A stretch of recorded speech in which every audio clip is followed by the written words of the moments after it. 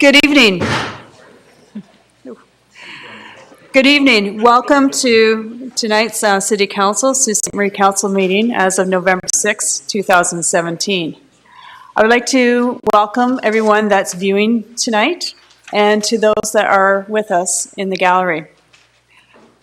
Also, I want to extend once again a thank you to our media partners for being with us to report on tonight's meeting. Before we jump into the meeting, sometimes we do ask council members if there's any positive comments or any upcoming events that they want to highlight. At this time, are there any comments? Council? Okay. I do have one comment. This Thursday is the 2017 Tourist Sault Ste. Marie Awards, and it's the 15th presentation or 15th award ceremony. The reason I'm mentioning this tonight is I want to say thank you to all those individuals, businesses, service businesses that are out helping our tourists, welcoming our visitors to our community. Everyone that has an interaction with a visitor, a tourist, is very important to our city, very important to our economy. And it could be an individual that owns a fuel station, to a person that works at a hotel, to even a person that works at a grocery store, restaurant, and so forth. All of you play a very important role in ensuring that the visitors that come to our city are welcomed. And, of course, promoting what great attractions we have here in our community. So this Thursday is an important night. It's a very special night to honor those that do provide exceptional service to our tourist industry. As you may know, that every 4 businesses in Northern Ontario is tourist related.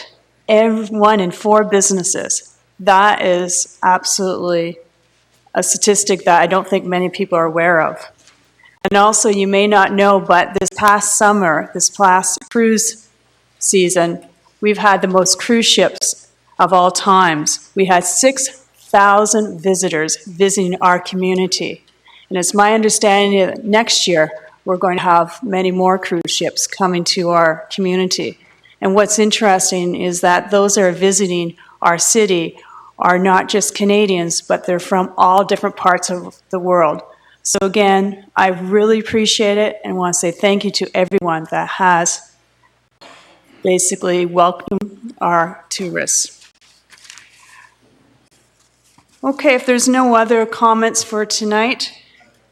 Yes, Councillor Turkle? Thank you. Sorry, my apologies. I should have mentioned it before, but we remind everybody that last weekend we were supposed to fall back. Yes. So in case anybody's wondering, our clock here is still on daylight saving time, so perhaps that could be a reminder for our city clerk. Thank you. Thank you. Noted. Thank you. Are there any other comments before we move on to the adoption of the minutes? Seeing that there's no comments, adoption of the minutes. City Clerk, if you'd like to read the motion. Madam Acting Mayor and members of Council, under Agenda Item 1, Adoption of Minutes, a motion by Councillors Bruni and Myers, resolved that the minutes of the regular Council meeting of 2017-10-23 be approved. All in favor? All opposed? Carried. Under Agenda Item 3, Declarations of Pecuniary Interest. Is there any council person at this time that has any conflict? Seeing none. Under Agenda Item 4, Approve Agenda as presented, a motion by Councillors Bruni and Myers. Resolved that the agenda and addendum for the 2017-1106 City Council meeting as presented be approved. All in favor? Opposed? Carried. Under Agenda Item 5, Proclamations and Delegations, 5.1, Chamber of Commerce, Executive Swearing In. The Executive is with us tonight, and I believe Mr. Ring of the Chamber is going to lead them through that process. Okay, thank you. Welcome to the Sault Ste. Marie Chamber of Commerce. I just want to make one comment, if I may. Having you here tonight just basically reiterates a few positive thoughts. It's a partnership. It's a partnership when it comes to helping our existing businesses. It's a partnership helping to grow new businesses. So I want to say thank you to all your hard work, to the Chamber of Commerce over the years for helping our city to grow our economy. So I do welcome you tonight, and I know that many of you that are going to be sworn in tonight have already given a tremendous amount of service of your time to other volunteer agencies, and now you're going to continue on by helping the Chamber of Commerce. It's a great team I see in front of me, and I look forward to all of you working with us here at the city to ensure that our businesses have a voice. If I can pass it on to you. Sure. Thank you very much for those kind words, and I'll actually speak directly to those points momentarily. So I'd like to start and just introduce who we have here. Rory Ring, who most of you know, who's the CAO of the Chamber of Commerce, Carlo Spadafora, Dan Hollingsworth, Don Mitchell, and Paul Johnson. So we'll start with Don to swear in, and then we'll work through all of us, and I'll say a few words to conclude. Thank you. Before I start, thank you, Madam Mayor. Thank you, councillors, for this opportunity. It's a pleasure to be before you and be part of Sault Ste. Marie's team. I, Don Mitchell, swear that I will faithfully and truly perform my duty as First Vice President of the Sault Ste. Marie Chamber of Commerce, and that I will, in all matters connected with discharge of the duty, do all things and only such things as I truly and conscientiously believe to be adapted to promote the objects for which the Chamber Board was constituted, according to the true intent and meaning of the same, so help me God. Thank you.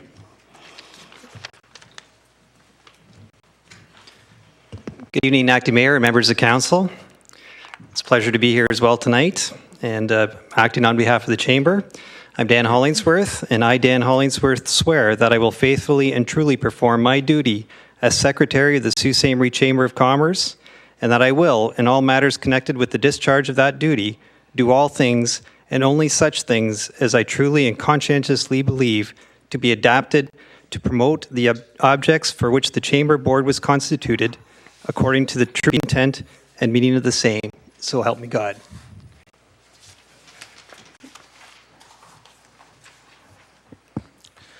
Good afternoon. I, Paul Johnson, swear that I will faithfully and truly perform my duty as the immediate past president of the Sault Ste. Marie Chamber of Commerce, and that I will, in all matters connected with the discharge of that duty, do all things and only such things as I truly and conscientiously believe to be adapted to promote the objects for which the Chamber Board was constituted, according to the true intent and meaning of same. So help me God. Good afternoon, everyone. I, Carlos Spadafora, swear that I will faithfully and truly perform my duty as Treasurer of the Sault Ste. Marie Chamber of Commerce, and that I will, in all matters connected with the discharge of that duty, do all things and only such things as I truly and conscientiously believe to be adapted to promote the objects for which the Chamber Board was constituted, according to the true intent and meaning of the same, so help me God. Thank you, Acting Mayor, and thank you to the members of Council. As you may know, I'm sort of concluding into my second year as the CEO for the Chamber of Commerce and being welcomed here by the great community of Sault Ste. Marie. It's been a fabulous experience so far. I just spent 3 days with my colleagues from right across the province promoting how great Sault Ste. Marie is and the opportunity that it holds for being a leader in Northern Ontario and Ontario. I, Rory Ring, swear that I will faithfully and truly perform my duty as CEO of the Sault Ste. Marie Chamber of Commerce, and that I will, in all matters connected with the discharge of that duty, do all things and only such things as I truly and conscientiously believe to be adapted to promote the object for which the Chamber Board was constituted, according to the true intent and meaning of the same. So help me God. Thank you. And I, Jason Nacarado, swear that I will faithfully and truly perform my duty as President of the Sault Ste. Marie Chamber of Commerce, and in that I will, in all matters connected with the discharge of that duty, do all things and only such things as I truly and conscientiously believe to be adapted to promote the objects for which the Chamber Board was constituted according to the true intent and the meaning of the same. So help me God. I would like to begin by thanking Acting Mayor and Council for having us here this evening. The Chamber of Commerce is a recognized voice of business committed to the economic prosperity in Sault Ste. Marie. We have been committed to this goal for over 100 years, since 1889 to be exact. And everything we do is for the benefit of our members and for the Sault Ste. Marie economy as a whole. Over the past several months, we have met with many of you, councillors and city staff, and consistently reinforced our willingness to assist you in your economic initiatives to help build a stronger Sault Ste. Marie and help bring better solutions to the table. We were encouraged to be asked to join the subcommittee for the next phase of the Community Adjustment Committee Task Force, and we do hope to have input into the main committee as well. We do find ourselves in very challenging economic times, and we do believe that these challenging times are best overcome by tackling them together, bringing the business community together with all three levels of government and working together as Team Sault Ste. Marie. We, the Chamber, represent over 700 businesses and have a board comprised of some of the best and strongest business leaders in our community.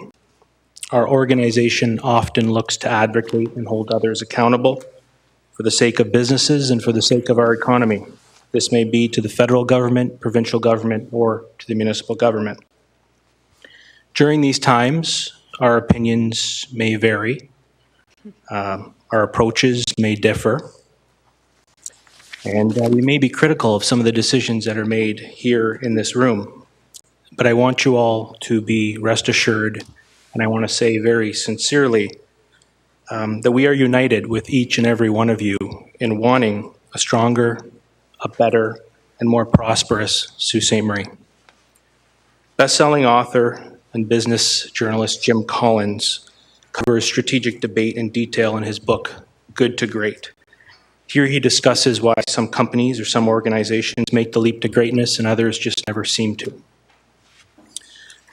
Here Jim covers that great companies, great organizations, great communities engage in intense dialogue. They look at ironing out the issues through healthy debate to find a stronger solution. They do not avoid this or align themselves only with like-minded people. An organization can never evolve or find the best solutions if it does not challenge itself through evaluating different opinions and keeping an open mind. It is only through healthy debate and welcoming different ideas and opinions to the table where revolutionary, innovative, and robust strategies can be born. We hope to be working with each of you over the next year to forge new ideas, to attract companies like Noront to our community, to implement continuous improvement initiatives that make us more sustainable. We will be at the table working with you if you're open to it. For the last few years, we've been advocating for more competitive industrial and commercial tax rates. This initiative looks to put more dollars in the hands of business owners so they can better compete with firms in other communities and to reinvest in their own businesses and create jobs. If we can all work together to grow the assessment base, everyone wins. One way we can work together is by identifying opportunities from within our own local businesses. Although we applaud Councillor Shoemaker's initiative to pursue external firms such as Amazon for growth, we also believe some of the low-hanging fruit and the best return on investment lies within our own businesses and spending some more attention on meeting some of their needs. There are a number of science and technology jobs that have remained unfilled in our community for an extended period. These are highly skilled positions that often yield to 2 or 3 spin-off jobs in our economy. Just as an example, JD Aero currently has 20 open positions right now, science and technology positions that go unfilled. These are low-hanging fruit, and we challenge you as councillors to look at a company saying the biggest growth inhibitor they're facing right now is finding people. And we encourage you all and challenge you all to perhaps look at that and putting some of your resources behind initiatives like that to help our science and technology companies find the people that they need to grow. Efforts like this, coupled with a strong immigration and migration strategy, is what our community needs to overcome some of the demographic challenges that we all know are on the horizon. The Chamber of Commerce is at the ready to help you all move the community forward, and we think the best results always come from working together. During the next year, we ask you all, as city leaders, to make a conscious effort to unite groups such as the Chamber, our economic development organizations, and our political leaders from the federal and provincial government to come together, to draw upon all our strengths, to grow the community in a united way as Team Sault Ste. Marie. Thank you very much for your time, and we look forward to the next year to come.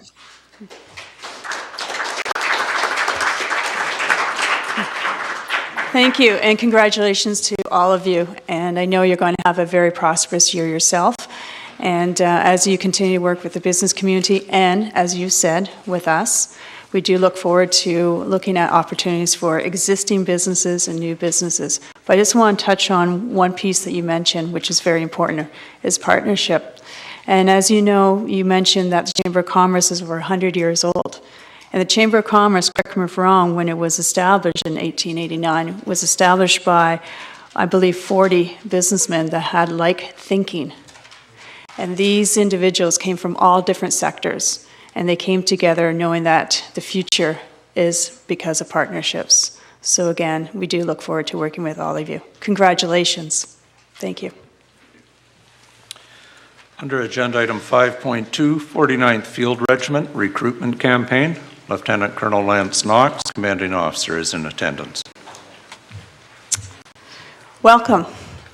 Thank you.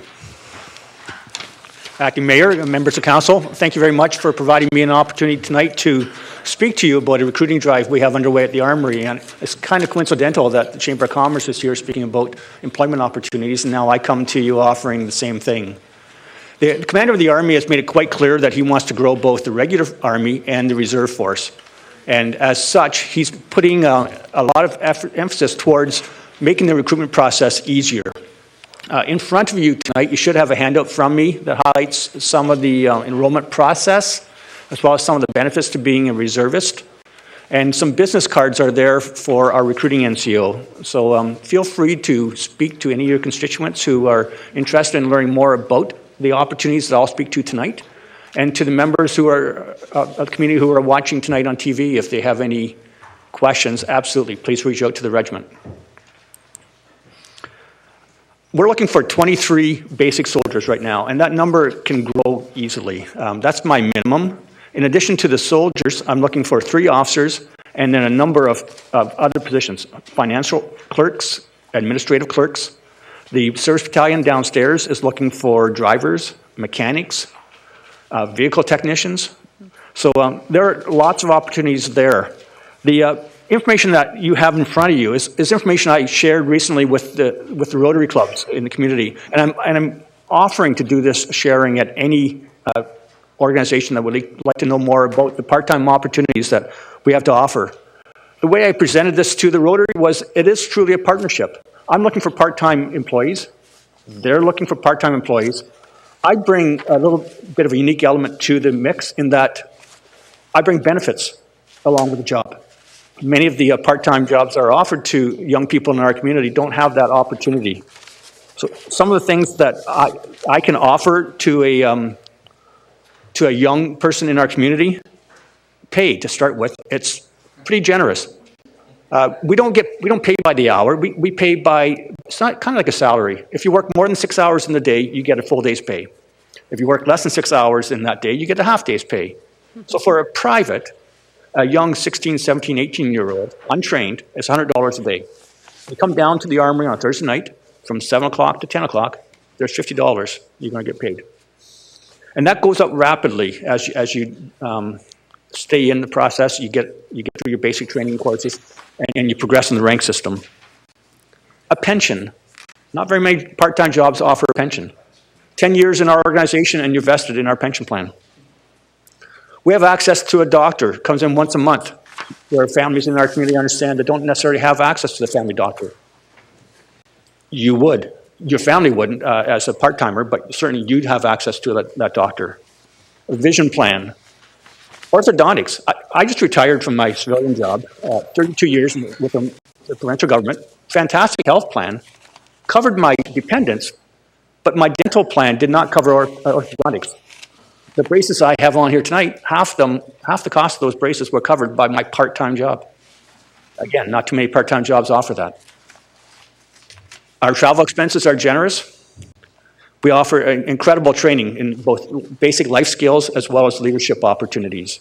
Anyone who comes to work for us after 4 years where they're now in a leadership role have skills that they can take with them to any organization, any business, and excel there. Our driver training, we go much beyond the basic hop behind the wheel, obey the rules of the road. We get into the mechanics of the vehicle. We even offer the opportunity for our soldiers who have the air brake endorsement to have the medical done at our cost. And they can take that and challenge the test. We offer the St. John's First Aid course, which is another benefit for a part-time employer. Here's a big one, post-secondary education. That young person who's still in high school, mom and dad would like to see them go to university, money's a little tight. We offer $2,000 a year for post-secondary education for 4 years. Come in at the end of each semester, show us that you passed all the courses you were taking, and you get that $1,000, and you get that twice a year. So for 4 years, $2,000. We now have a gymnasium in the Armory, and it's growing for equipment. So we have access to a fitness facility. There certainly are travel opportunities domestically. We sent soldiers to Quebec and Eastern Ontario in the springtime to help out with the flooding there. And certainly some of us have gone overseas to other deployments. And there are jobs continually crossing over my desk, asking if I have any soldiers available to work throughout the country. And then the commander of the Army, in an effort to entice young people into to the military, certainly into the reserves, and acknowledging that target audience is probably the high school age university, is guaranteeing 4 years of summer employment. So if you're a university student from when you get out of university until you go back in September, we will guarantee you employment. High school, the same thing.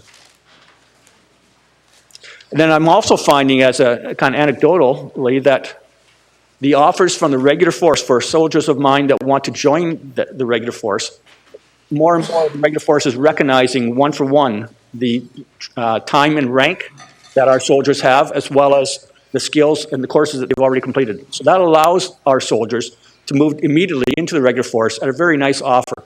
They're not starting off at the ground floor. Are there any questions so far? Councillor Butland? Thanks, Mr. Acting Mayor. Councillor Myers and I were talking and said, is this a first? I don't recall you coming here before and saying, hey, we need workers or soldiers, I guess, or military folks. Is this a new development, and is it across Canada or Sault Ste. Marie Special? We know we are, but it's not new in the sense that we're always recruiting. Yep. The commander of the Army, in his efforts to increase our numbers, certainly is putting more emphasis on it. I've met a few of you in this room before, and I think it's coming through loud and clear. I'm passionate about the benefits of being a reservist, and that's why I'm here tonight. I could have just sent a sergeant to talk with you, or I could have put a poster up in the mall. But I want to take advantage of speaking with you, because you have people speaking with you all the time. You have youth groups coming to you talking about opportunities in the community. And I know that we have a television audience. So if I can get the word out that we are hiring, I'll take every advantage I can. And I'm more than willing to go to any organization in the community and speak in more detail to what the reserves bring to the table. Councillor Butland? Yeah, to add on to that. So are these numbers greater than past years? I don't know if I got that answer. Well, we're always looking. I have an interest in growing the regiment right now. The number 23 that I've highlighted for you, that's the number I have of vacant private positions today. A year ago, it might have been 20. A year from now, it might be 10, or it might be 30. We have a continual in and out of our soldiers. Just this week, I found one of my sergeants has been given an offer in the regular force, so I'm losing him. Got it now. Thank you. Okay, very good. Councillor Myers? Thank you, Madam Acting Mayor. Do you have more, Lance, that you're going to be addressing? Well, I was just going to speak about the minimum requirements and some of the commitments, but please ask your I'll question. wait till the end. I'll wait till the end. Thank you, Madam Acting Mayor. Okay. So I just want to make sure I highlight the minimum requirements for enrollment. You must be a Canadian citizen. You must be 18 years old. However, you can come down when you're 17 with parental permission. We'll even consider a 16-year-old if you're turning 17 in that year, again, with parental permission. You must be medically fit, physically fit, have a clean background check. And I've been asked this question, what's the maximum age? Age 60 is the compulsory retirement age, one I'm quickly approaching. The maximum age that you can serve is based on the number of years it takes you to train, plus a commitment to provide 2 years of service for every year. So for a basic artillery soldier like me, it takes 1 year to train you. We expect 2 years of service out of you, so age 57 would be the maximum age you could apply if you were interested in being in the artillery. Some trades require more than 1 year. So if you need 2 years of training, then we're looking at a 4-year commitment, so age 54 would be maximum age. I've included the information on how to apply if those who are interested. You can begin the process online at forces.gc.ca, and there's a button for apply now. That will get you going, but I would strongly encourage anyone who's interested in the community to come on down and see our recruiting NCO. He's available at the front of the Armory Monday through Friday, 9 to 4. Walk in the front doors, turn right, and you'll see his office. And I would encourage you to call first, simply because we often send the teams out to the high schools and other venues to do recruiting, so they might not be physically at their desk when an interested applicant shows up. The process includes a number of steps to it. There's an aptitude test to determine what trade would be best for you. There's a fitness testing that we do. And by the way, if you want to come down during the day and practice that fitness test to get a sense of what it's like before it counts in the actual application, you can do so. We can do the background check initially at the Armory. We need to confirm the education equivalent confirmation. There's medical testing that we can do the first step at the Armory. We conduct an interview, and then if you're an officer, and if I get a number of applicants for officers, I'll interview them to determine which ones are best suited for the positions I have available. The one thing I would like to highlight is the commitment. There is some misinformation out there. The minimum commitment is once every 30 days. The reality of it is that if that's all you want to show up in uniform, you're not very effective for me. I'm looking for soldiers to be coming to the Armory 1 night a week and 1 week in a month. If you're taking a course, the commitment will certainly be greater than that. And I do want to dispel the myth about if you join the reserves, that you can be ordered to deploy. You cannot. There's no legislation in place in Canada that would force or allow me to order a soldier, not only to deploy to a place like Afghanistan, to even deploy to Quebec in response to the floods. Everyone that went there from our regiment and from the service battalion downstairs were volunteers. So I needed to get that out there. Are there any questions?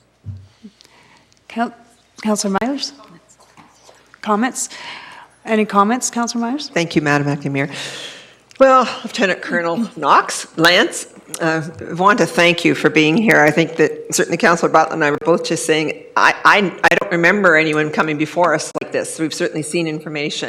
First thing before I forget is I want to ask if you can send this electronically to us.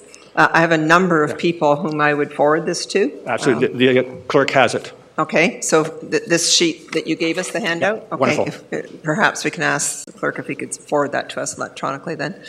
That would be great. But also, I think this is very exciting. Both my brothers were in Air Cadets, but I'm sure the Army's good too. And I see Rob sitting behind you there, so I know what we think about our Navy and so on as well. But I just really appreciate you being here, and I hope that many of our friends and family and parents and young people are listening this evening.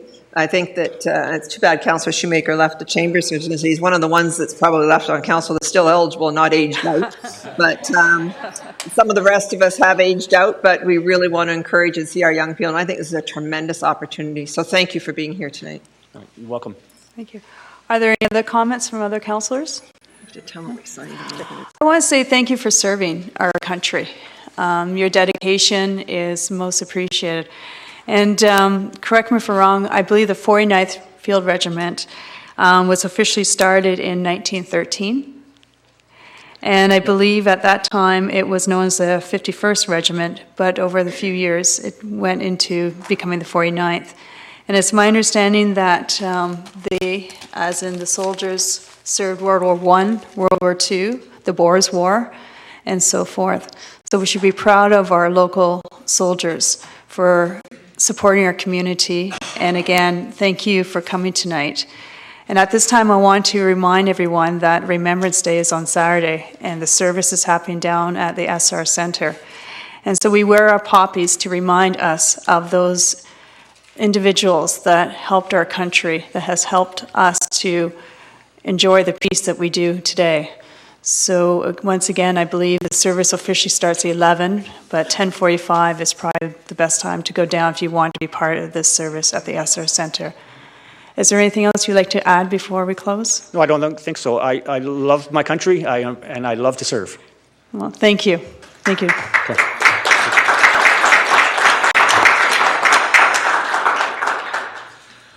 Under Agenda Item 5.3, YMCA Peace Week. Susan Rajamaki, Fundraising Coordinator, is in attendance. Oh, Kim Bertrand. So is Kim Caruso. Welcome to you both to Council. Thank you for coming tonight. Thank you.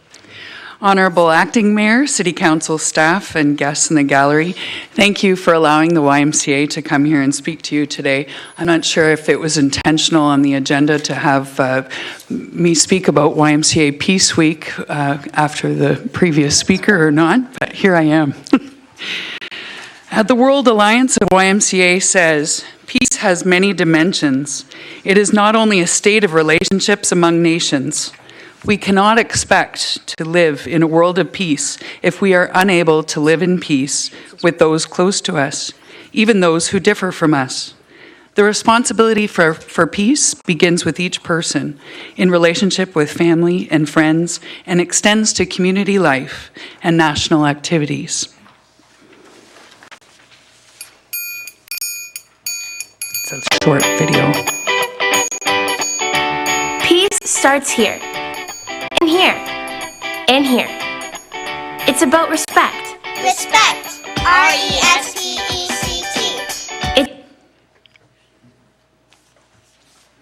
It's listening and learning. Sharing ideas. And finding ways to bridge our differences. Each of us has the power. We have the power. To change our world. Building a healthy global community starts with small gestures. A smile. Offering a hand to a new Canadian or an elderly neighbor. Giving to a local food bank or donating to international food programs. It's talking about issues and finding ways to take action. Peace starts with us. Be inspired. Inspire others. Peace is possible. It starts with me. And me. And me. And me. And us.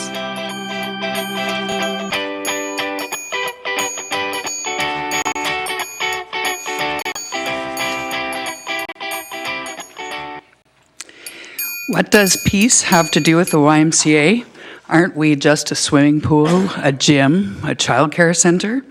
The YMCA believes that just as health is more than the absence of illness, peace is more than the absence of violence and conflict. Peace is the presence of conditions like fairness, inclusion, empathy, security, and respect for diversity. Peace is also the ongoing work of building and rebuilding these conditions.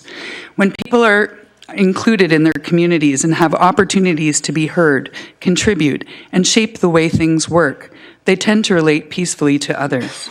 When people are excluded, feel misunderstood or frustrated, and can't find ways to change these conditions, a community's peace is undermined.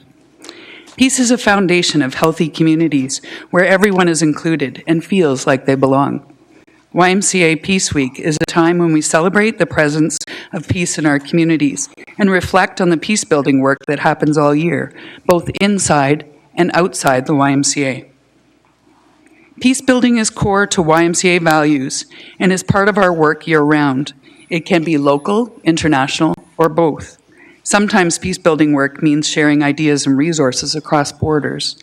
Sometimes it simply means reaching out to build connections and understand each other better. Ultimately, YMCA Peace Week calls people to build community, act for peace. When we act for peace, together we build a stronger and healthier community by promoting a sense of belonging, fostering empathy, embracing pluralism, and addressing the social determinants of health. A world with good outcomes on all the social determinants, including things like education, social equity, and child development, would be a peaceful world. We know that voting, volunteering, charitable giving, and other behaviors that shape healthy communities are all associated with a strong sense of community belonging. All year round, YMCAs promote diversity and social inclusion in our programs and facilities. Peace Week is an opportunity to reflect on, celebrate, and advance this work. As part of YMCA Peace Week, YMCAs across Canada present the YMCA Peace Medal to individuals or groups who, without any special resources, demonstrate a commitment to the values of peace through contributions made within their local, national, or global community. A highlight of the Sault Ste. Marie YMCA Peace Week celebrations is our multicultural potluck held alongside our Peace Medal ceremony. The YMCA Peace Medal is presented to peacemakers who challenge and inspire others to pursue acts for peace. Last year, the medal was presented to St. Andrew's United Church, Friends of Refugees, for their tireless efforts to meet the necessary criteria to sponsor and support a refugee family, and their work bringing the community together to help raise funds, awareness, and necessities for the family. The 2017 Sault Ste. Marie YMCA Peace Medal recipient this year is Dr. Deborah Woodman, sociology professor at Algoma University, whose work in bringing the community together to build support and understanding for members of the LGBT community and for being an affirmative role model is exemplary. Dr. Woodman has been an advocate for LGBT youth, working to create understanding with the straight community, delivering workshops for Sioux Pride, Algoma Public Health, and the school boards, among many other notable activities. Please join us in celebration. Tuesday, November 21st, we'll be recognizing Dr. Woodman and bring a tasty dish to share with everyone.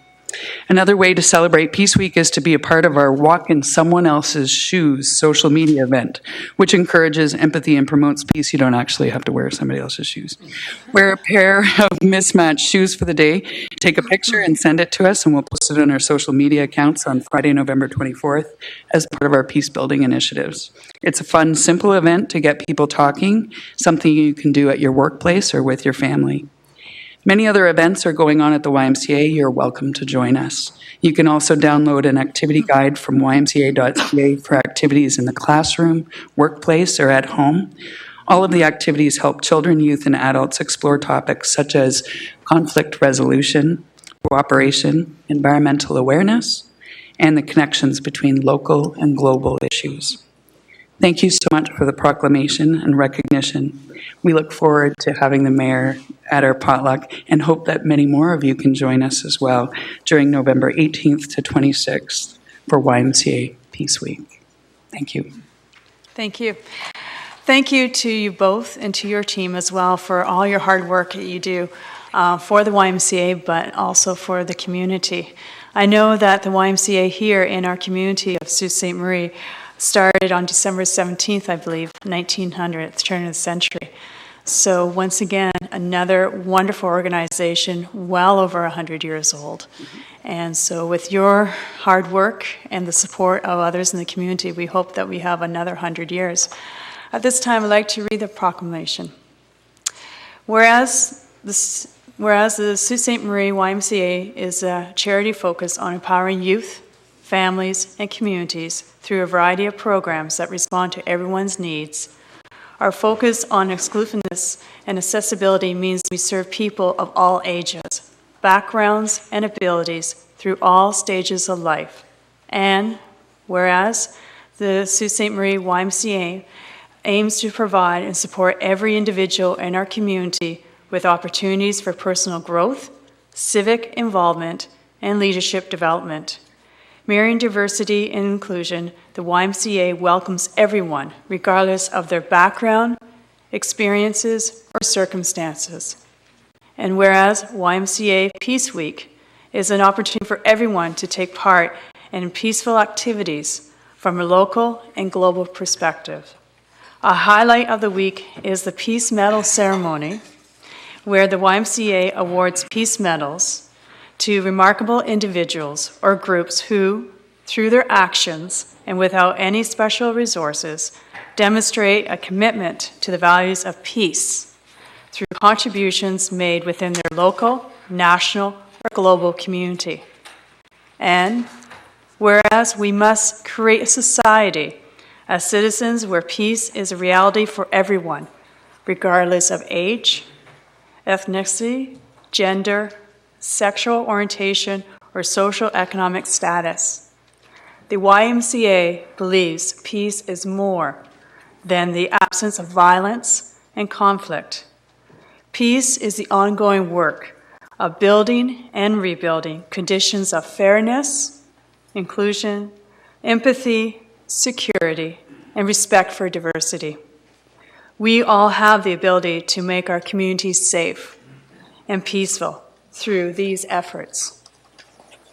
Now, therefore, I, Sandra Hollingsworth, by the virtue of power vested in me as acting mayor of the city of Sault Ste. Marie, do hereby proclaim November 18th to November 25th, 2017, as the YMCA Peace Week in the city of Sault Ste. Marie, and encourage everyone of all ages, background, and walks of life to participate in the special events and activities planned in celebration of Peace Week. Thank you again. Thank you. Madam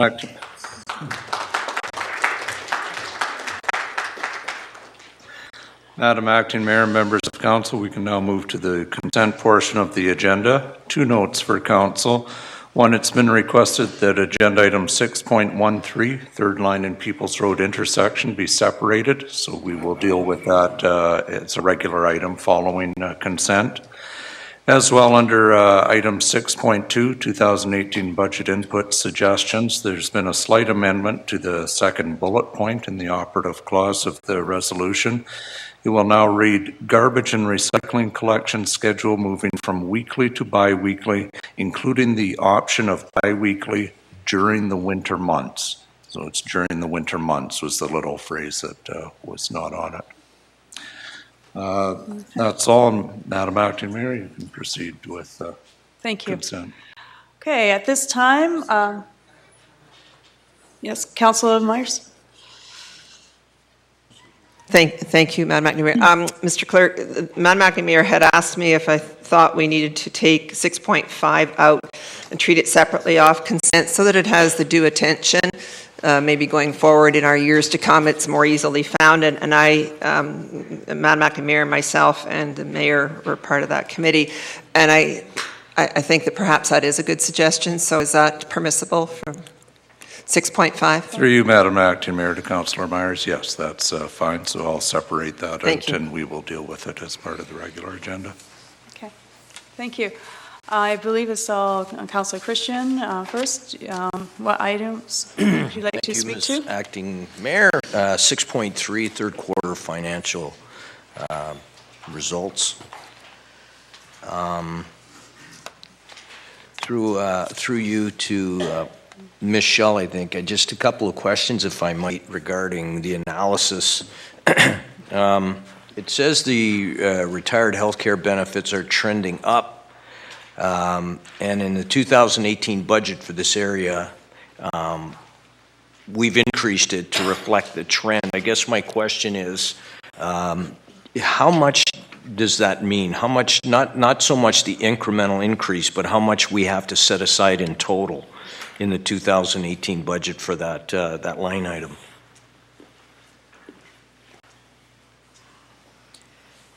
Through you, Mr. Mayor, to Councillor Christian. If you give me 1 second, I will pull up the amount that's being added.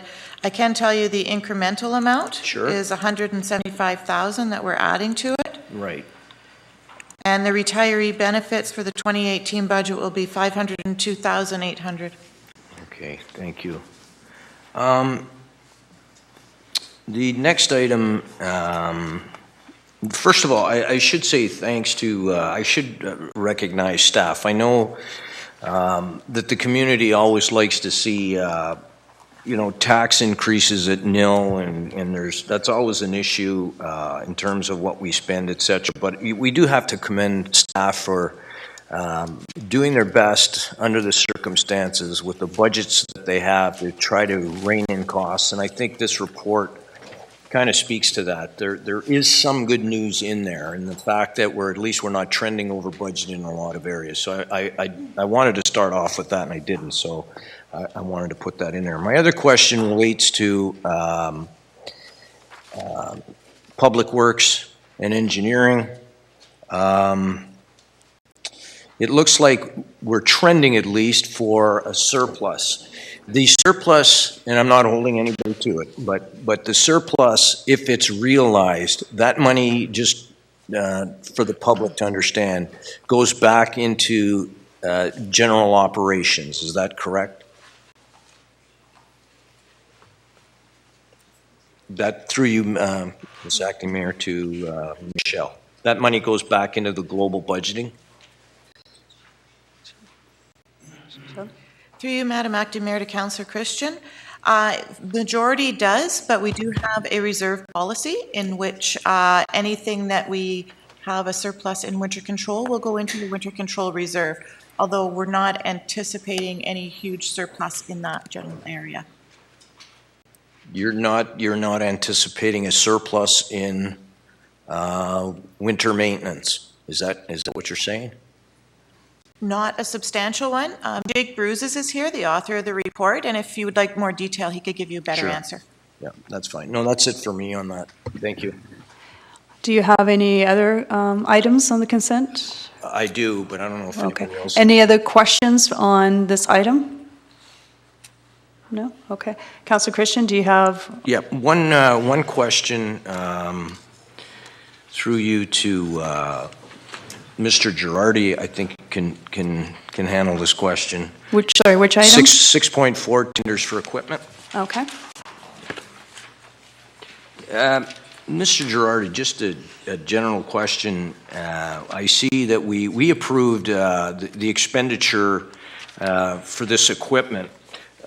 I guess my question is, in general terms, when we're looking to replace equipment, do we base that on the condition of the equipment? Is it the expiration of lease agreements? Is there a certain, does it have to do with the condition of the vehicles, or is it all of the above? Through Acting Mayor, to Councillor Christian, certainly it's all of the above. We do keep a lot of these, if you're looking at the higher ticket items like Freightliner trucks, those trucks are kept around 12 years. They put on a significant amount of kilometers annually, so by that point they're gone. We do have some, we keep half tons. We've had some half tons, I think, from 1999, 2000, so 17 years for some pieces of equipment if we can make them last that long. It all depends on the type of equipment and how much you get. Sure. Do you also look at the maintenance records? In other words, you get to a tipping point where you're putting so much into maintenance, it regardless of age, you get serious about maybe replacing the equipment. Absolutely. Through you, Acting Mayor, to Councillor Christian, we're looking at the maintenance records for our equipment every month. And all our oil changes and maintenance records are collected as the piece of vehicle fuels up. So if fuel's up, we know when it has to be changed. We know how much fuel's gone through it. And of course, that sets the record for when it has to be brought in, oil changes and what have you. If we notice that there's a significant amount of maintenance that's being done to it, certainly the recommendations will come up to us to have that piece of equipment put out and reviewed to purchase new. Thank you. Any other? I have one other issue. It's 6.5, and that's being pulled, so I'll speak to that separately when the time comes. Thank you. Okay. Are there any other questions on item 6.4? Seeing none. And so I believe Councillor Turkle. Thank you, Madam Acting Mayor. 6.2, I guess in keeping with the budget discussions, 2018 budget input suggestions. We're going to, the aforementioned bullet points that the city clerk alluded to earlier, the input suggestions for the budget. First of all, I want to say in all my years, and I think it's, I don't know, anybody counting? 17 now. It's great that this year we're doing budget discussions and deliberations and input. I'd like to see more public involvement, though. I believe in some of the public hearings we've had. Hopefully we'll get closer to the budget. We'll have more input from the public. Having said that, the two bullet points in discussion 6.2 talk about garbage collection and garbage recycling collection schedule. And also we now have added winter months only. I think Mr. Clerk suggested, only for the winter months? As a second option Okay. for the report. So I'm not sure who I should address these questions to. If you could just maybe somebody could, the budget committee perhaps, the chair of the budget committee, or the CFO might answer this. How did this come up through the public or through some of the suggestions that the committee has come up with? Councillor Shoemaker is the chair of the Finance Committee. Mr. Amazon, go ahead. Thank you, Madam Acting Mayor. Yeah, these are suggestions we got from, well, these ones particularly came by email, but we had the open houses, public was invited to attend, we had the online budget tool, the public, 100 people I believe it was, submitted responses to that, and we had, of course, our city website where people email in suggestions. So the idea that the committee, that the Finance Committee came up with this year was, often we'll get these recommendations, and unless councillors choose them individually and bring forward motions, they weren't really getting actioned, if I could put it that way. So now it's a regular process that the Finance Committee has adopted, that they will go through all the recommendations and ask staff to look into a few particular items more in depth. So these ones, garbage collection on holidays and garbage collection biweekly are ones that the Finance Committee thought were great recommendations that should be investigated further. Just to follow up to Councillor Shoemaker, through you, Madam Acting. So are you suggesting the committee came up with these suggestions, or these are suggestions from the few comments we got? The public came up with these suggestions. Really? There were a number of public suggestions, including these ones. The committee thought these ones were worth a report from staff. And tonight, through you, are we just voting on moving forward with these suggestions, or are we accepting these suggestions tonight? We, at this time, are voting, it's part of the consent agenda, so we'd be voting on these. Through you, Madam Acting Mayor, to Councillor Turco, you are approving getting further information on these. Thank you for clarifying that, Mr. Clerk. So it'll come back to us as part of the budget deliberations? Correct. Thank you. That's it. Thank you. Okay. Any other questions on this item? Yes. Yeah. Councillor Terry? Thank you, Madam Acting Mayor. Through you to Ms. Schell, this online tool, is it available yearly or just a couple months ahead of budget time? Through Madam Acting Mayor to Councillor Grandinetti, the tool is partially available throughout the year, the part where you can calculate where your taxes go and the proportion, but the input portion is only available for about a month to a month and a half during the budget input cycle. Okay, would it, through you, Madam Acting Mayor to Ms. Schell, would it be possible that we have this tool on our city website throughout the year? This way, if someone has time, anytime through the year, they could give their input on where we could save some money? Through you, Madam Acting Mayor to Councillor Grandinetti, I don't see a problem with opening it up. We still wouldn't review it until one time each year because it's just too onerous to keep looking at it daily. Okay, a couple more questions, Madam Acting Mayor. On this item? Yes. Okay. There were some couple good ideas in some of these suggestions from people. One was garbage every couple weeks.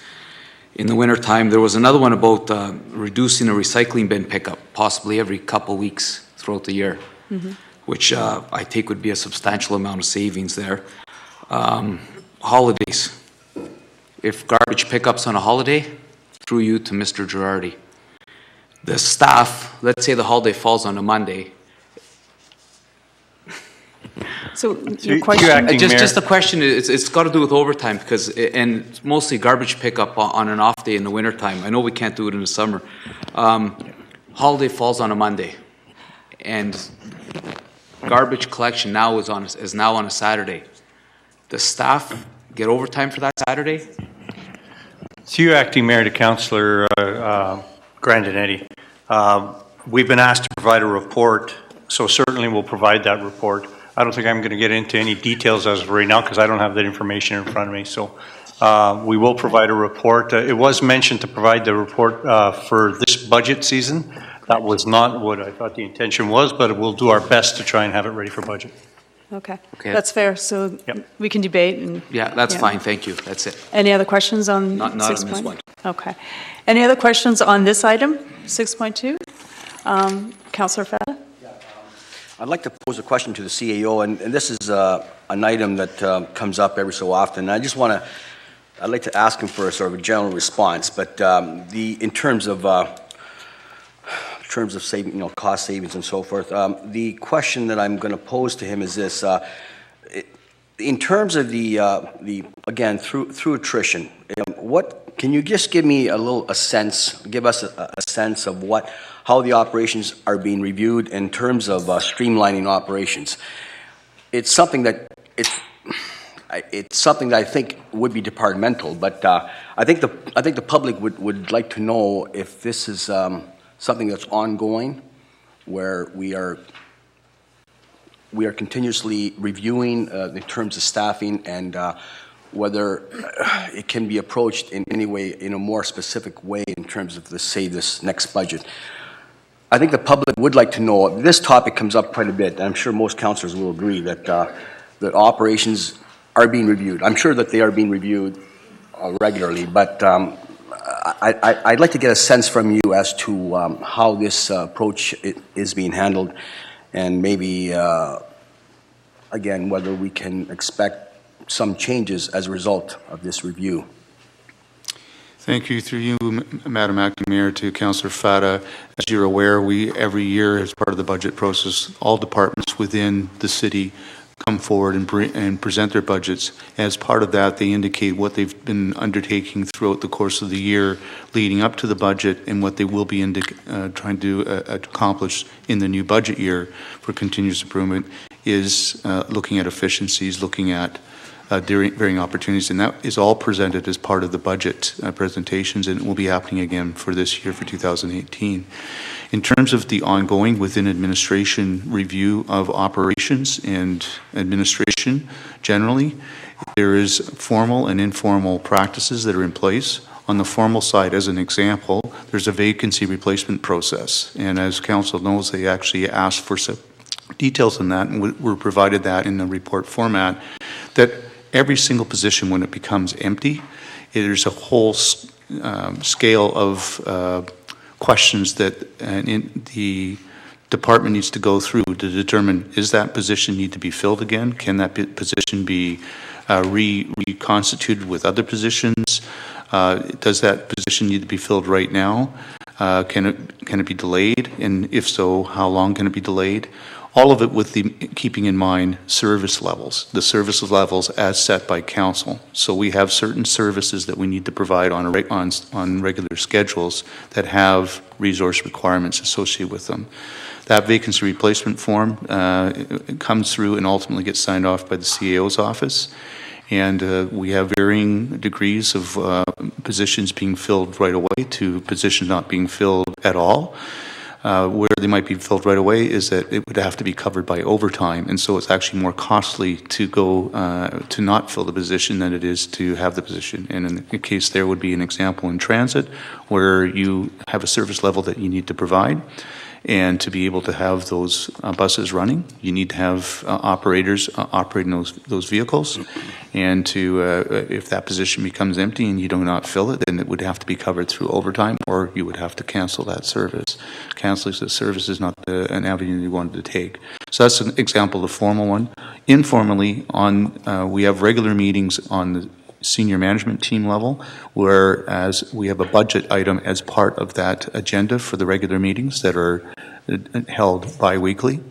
And so there's we're held, all parties or our departments are held to account in terms of how they're tracking relative to budget and what they're doing to be able to adjust for any pressures.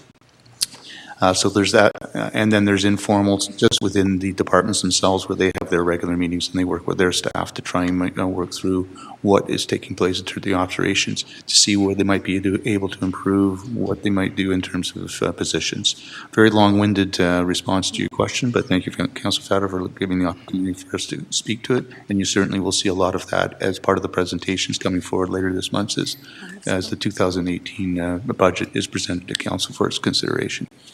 Thank you very much. Appreciate that. Any other questions on this item, Councillor Fata? On this particular item? No? Okay. Councillor Kabachi, on this item, do you have a question? This was on 6-2, okay, and it was on budgets. I just wanted to know when they were going to come back with the report for that. At what council meeting can we expect it? Okay. City Clerk or...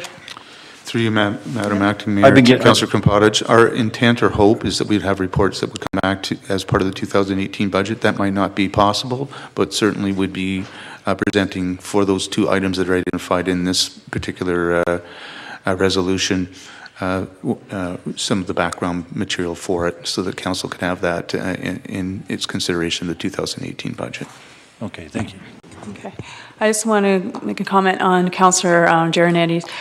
The tools that we have put in place, the budget online tool and so forth, and receiving emails from our citizens are very effective in pulling information from our community. I hope that as the staff continues on making these tools available, that we can work maybe a little bit better at communicating to our community when they are available, so we can increase the feedback. So, going back to Councillor Turkle, is there any other items on the consent? Thank you. I just noticed maybe she's waiting here. Maybe we could, if you allow me, Madam Mayor, Acting Mayor. 6.7, accessibility. Nancy Scott is here, accessibility coordinator. If Nancy, if you could maybe approach the microphone. Councillor Butler and I have been on the committee for a few years. Welcome. Nancy, can you just highlight for our council members and the community at large about accessibility in Sault Ste. Marie and your request here tonight? Okay. Good evening, Madam Acting Mayor and members of council. This report you have before you is for the reserve funding. Normally in January I'd give you a yearly report on what we've done over the year. But the corporation multi-year accessibility plan outlines our yearly planned barrier removals through the year 2020. Funds that are left unspent go into a reserve budget to remove barriers that come up through public input through the years. So these items that are before you tonight are things that have been reported to us through the public input sessions and barrier removal function of the city website. And we're hoping to move forward with these. Thank you. Through you, one follow-up, and unless any council member has any questions about accessibility 2020. Our plan, the multi-year plan is a 5-year plan, yes. And when is Ontario supposed to be fully accessible? What's the governmental timeline? Through you, Acting Mayor, to Councillor Turcot, that's 2025. Okay. The plan is to have Ontario completely accessible by the year 2025 through the regulations coming into place through the integrated accessibility standards. Okay. It's a long process, but I think Sault Ste. Marie's coming along. We're doing very good. Thank you. Okay. No other questions, Councillor Turcot? Okay. No, Councillor Shoemaker, on this item? Thank you, Madam Acting Mayor. Through you to Ms. Scott. Thanks for the report. Are these projects, I know that the accessibility committee looks also at curb cuts where there are no curb cuts. Are these items in addition to regular curb cuts that you undertake throughout the year? Through you, Acting Mayor, to Councillor Shoemaker, curb cuts are looked at yearly. We keep a running list. It's a problem. There are some places where there aren't any, but more often than not, there's some that, because of our weather, are in really poor shape after the winter. And we do keep that running list. I believe it's $10,000 yearly that we put towards improving the curb cuts that are reported to us. And I've always had excellent turnaround time when I've emailed you about curb cuts. I guess, how do people go about telling you where curb cuts are needed? Well, of course, through my email, and I'm always available through a phone call, but we also on the website have a report a barrier function. So in the accessibility section, it's right there listed, and that's an easy a form to fill out, and it comes directly to me, and I always get back to people when they do that. Great, thank you. Any other questions on this one? Okay. Councillor Butlin, on this item? Yes. Thanks, Madam Acting Mayor. The Barrier Removal Reserve Fund, is that a reserve fund of the city? Michelle? Through you, Madam Acting Mayor, to Councillor Butlin, it is one of the city's reserves, and it is set out in our reserve fund policy, and it states that it's to be used for accessibility projects. Can you tell me offhand how much is in that fund? I don't know off the top of my head, but there is enough to cover the report. No surprise there. Ms. Scott, do you know how much is in that reserve fund? Through you, Acting Mayor, to Councillor Butlin, yes. The last check was about $69,000. These items are about $28,000, so there'd be about $41,000 left. Thanks. It's related to accessibility, but not specifically to this one. It's probably a year and a half ago I brought up closed captioning for the hard of hearing in the Sault Ste. Marie for council meetings, and I have to admit, it didn't go very far, although everybody put forth a good effort. Watching the Sioux Greyhound hockey game the other night, lo and behold, the Greyhound games are closed captioned. And I said, well, that's great. I appreciate it. The sporting fans who are hard of hearing appreciate. Now what about the hard of hearing folks and for council meetings? Because people on the committee were quite excited. Oh, this is great, a great initiative. Let's move forward. And it didn't go very far. But after seeing the Greyhound game and calling Shaw Cable today, I said, what transpired? Can you not do it for us? And they said, well, of course we can. I said, well, it's always associated with costs. I said, can you give me a ballpark figure? He said, about $165 an hour. You say, well, that's a substantial amount, but for 3 or 4 hours, or 5 hours at most, perhaps, a council meeting, surely out of the reserve fund, I'll put it forward at a later date. It's not appropriate right now, but it really hit a nerve and say, hey, we need to go there, I think. And there are a lot of folks out there who have a hard time hearing what we're saying. And closed captioning would be a bonus. Thank you. Thank you. Any other questions on this item 6.7? No? Thank you, Nancy. Thank you. Councillor Turkle, do you have any other items? That's my quota, thank you. Okay. Any other council members? Any other items? Yes? Councillor Bruni? Thank you, Ms. Acting Mayor. I guess my question would be for agenda item 6.11, Prince Township Agreement, and I believe that goes to our legal department. I'm just wondering, is the $7,000, would that cover our costs for the whole year? And through you, Madam Acting Mayor, to Councillor Bruni, was explained to me, this agreement was negotiated between Prince and the Building Division, and it's much truer to the costs that we were charging in the past. and it's going to be directly related to the cost of issuing building permits and the associated inspections that go with that, as opposed to in the past when it was much more sort of a ballpark figure. So we don't know what the cost was last year, or the last contract we had with Prince Township? We do know it. I don't have that in front of me at the moment, but the new contract is much closer to the actual costs than we were charging Prince in the past. In the past, we weren't, in fact, receiving what was more of an accurate cost for building permits, and this is more reflective of an actual cost. Because I'm looking at the... Sorry, Deputy Tom Vare, do you have something to add? Yes, through you, Acting Mayor, to Councillor Bruni. I did receive some stats from Freddie Pazabon, our Chief Building Officer. So in 2016, we reviewed 38 permits for Prince Township. And so this new model will allow us to bill on a per permit basis versus the $7,000, which we were previously doing. Well, so we're still paying the $7,000 flat rate, isn't it? No, we're moving to a new model where the people seeking building permits will actually come to the city and pay the appropriate building permit fee as per the City of Sault Ste. Marie's schedule. Okay. So we will be more online with our costs when someone from the city comes here for a permit compared to someone from Prince Township. I mean, is the cost the same, or will the cost be more?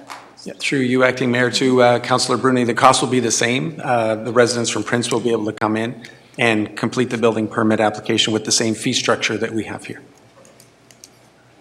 So, okay, just a question. Shouldn't they be paying a bit more? I know Mr. Lamming's probably watching this, but that's fine. Like, it's a service we're providing, so they would be paying the same as what our residents are paying. That's just a question. Through you, Acting Mayor, to Councillor Bruni, certainly the model that we feel we've negotiated through this agreement will be much more reflective of our costs and efforts involved instead of a flat fee at $7,000. And talking to our Chief Building Officer, he feels comfortable that the city will be able to recoup the time and effort and costs involved in reviewing these permits through the fee structure that we have. Fair enough, thank you. Okay. Councillor Shoemaker, on this item, I believe? Yes, thank you, Madam Acting Mayor. This is similar. Thanks, Councillor Bruni, for those questions. They were on point. This is similar to a resolution that came up last year about folks from out of town using our dump, and the permit fees for them for our dump were increased because the thought was, if you're coming in and using a City of Sault Ste. Marie service, you should not only cover the same amount as the folks in the city cover, but in fact more, because you're using, the infrastructure that we have set up in order to allow this to happen. So I think I took Councillor Bruni's questions to go along that line, and I'm wondering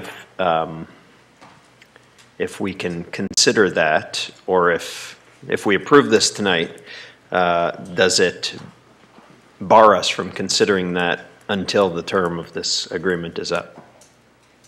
It looks like the city solicitor can answer that. Through you, Madam Acting Mayor, to Councillor Shoemaker, we can consider it. I mean, in this particular case, we're going to be bound by the term of this agreement, but I want to make it clear that the residents of Prince, pursuant to this agreement, their building permits are going to triple.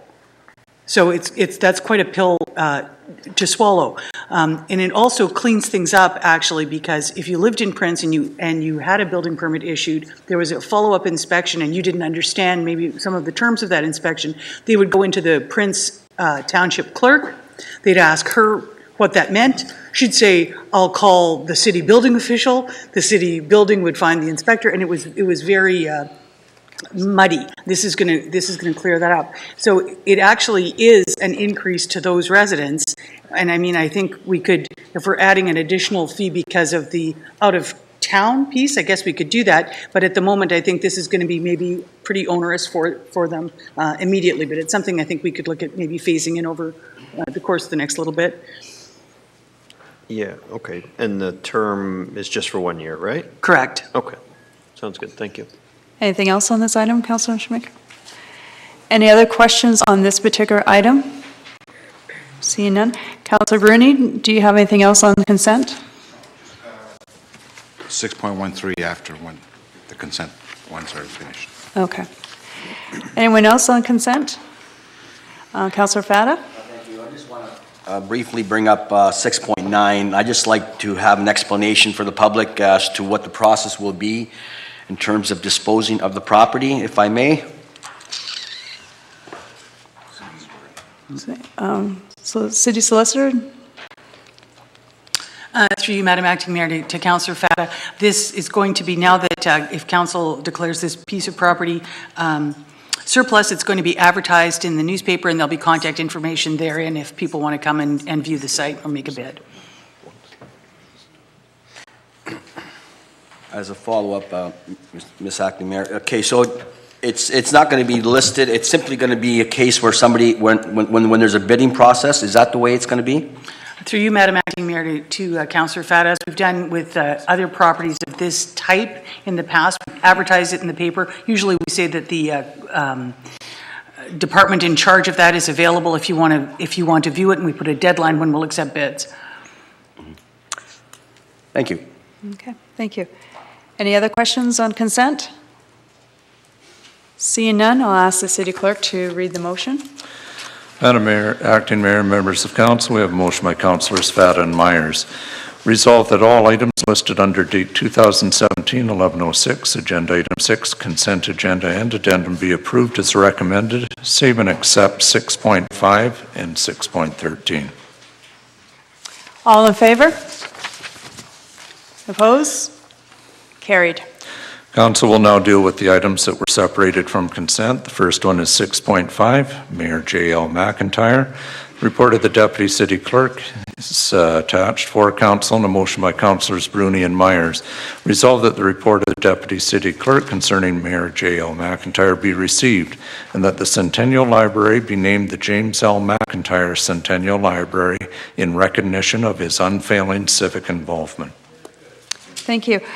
Councillor Myers is going to say a few words, but as most people know, Mayor McIntyre was mayor from 1960 to 1964, and he contributed a great deal to our community, not just in the office of mayor, but also in many different boards. Councillor Myers, would you like to speak to this? Thank you, Madam Acting Mayor. Yes, on behalf of Mayor Christian Provenzano, Acting Mayor Hollingsworth, who were also on the committee, for naming something in the honor of late Mayor Jim. I'm just going to read the notes here because there's so much information on our dear friend. Medal of Merit recipient, Mayor Jim McIntyre served as alderman and mayor in the late 50s and early 60s. He's described as a public servant, community leader, and volunteer. Some background that I have excerpted and put together when I did a bit of research. As I said, there's so much information, but I think this is critical to what we are doing this evening. Algoma Steel was thriving and the city was growing. Mayor McIntyre and his peers used that relative prosperity to build infrastructure that the city badly needed then and that would serve it for years to come. You could afford to think bigger then than you can now, he recalled. So a lot of features of Sault Ste. Marie that residents and visitors enjoy today can be traced back to the term of Mayor McIntyre, such as the waterfront. Its transformation from tank farms, piles of coal and lumber, and a ferry dock began under his watch, patterned on an urban renewal report submitted by a consultant in 1962. After failing to sell Algoma Steel on playing a lead role in transforming the waterfront, Mayor McIntyre made a pitch to Algoma Central Railway. That resulted in the construction of Station Mall, Station Tower, and the adjacent waterfront hotel that we know today as the Delta.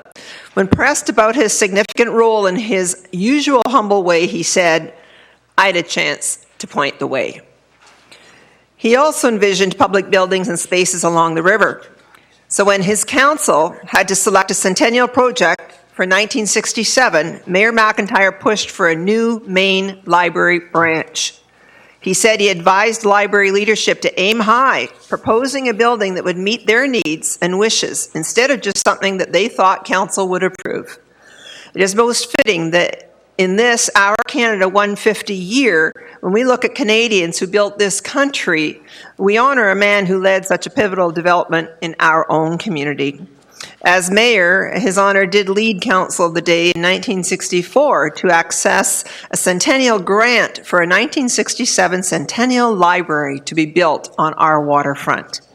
I want to thank the Centennial Library Board, whom I believe are here, the CEO and Board Chair Chris Ruth, for the name change to the James L. McIntyre Centennial Library. We also want to thank the McIntyre family for their support in this way that we've chosen to honor the late mayor.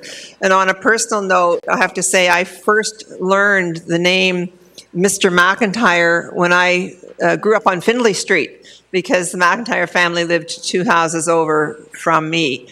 And that's when I first met Mr. McIntyre. And I can remember him walking down the street and just such a lovely man. And then I fast forward to just within weeks and months prior to Jim leaving us, coming along Bay Street, and he'd be out there at the bus stop on Bay, and I'd pull over the car and say, "Mr. Mayor, it's Susan." And he'd feel that he could get in the car with me, and I took him to where he happened to be going. And sometimes it was Algoma University, sometimes it was Metro Grocery Store. But just, I felt such a privilege each time that I had a few minutes with him in the car to hear a little bit more about his vision and what he thinks of our community. So I believe Madam Acting Mayor, another former mayor, is prepared to also give some reminiscence here. Thank you. Councillor Butland? Yes. Thanks, Madam Acting Mayor, and well said, Councillor Myers. Not a lot to add. Those are, pretty great reasons to do what I think will be happening. In personal experiences, not everyone has an opportunity to serve as a councillor and as the mayor as well, and he's one that I remember quite well. But from personal experiences, I taught one of the McIntyre children in the early 60s who left us too early. But the McIntyre family name is up there with the roads, which we involved ourselves with Algoma University just a couple of weeks ago, and the Roswells, and those folks who have given to our community. And I'm always marveling that people who reach the pinnacle of giving to Sault Ste. Marie in the broader scale and the bigger scale, who receive the Medal of Merit. And if you take a look at the names of those folks, and Jim McIntyre would be one of them in 1988, those who reach the pinnacle of what they do, volunteering and giving back, continue afterwards. They don't stop giving. And Jim McIntyre was one of those individuals. And the thing that always impressed me about him is his mind. He would go on about the history, particularly of the bridge, and he was dedicated to that bridge authority on behalf of Sioux Canada and Canada in general. Without a note, he would expound upon every single detail. It was truly amazing. So it is totally appropriate that we rename the library, which grows minds. And Jim had a very active, remarkable mind, so it is totally appropriate. We remember him with great fondness. Thank you. Thank you. Those comments from both of you are absolutely outstanding. Thank you. And Councillor Butland, you're so correct. The library, our main library, is absolutely gorgeous. The architecture, some say it looks like almost like Frank Lloyd Wright building. And I don't know if it's true, but someone told me that it may have been designed by a student of his. I don't know if that's true. But it's most appropriate. So I look forward to sometime in 2018 when the ceremony happens to be part of it, and that the whole community with the family can celebrate. Thank you.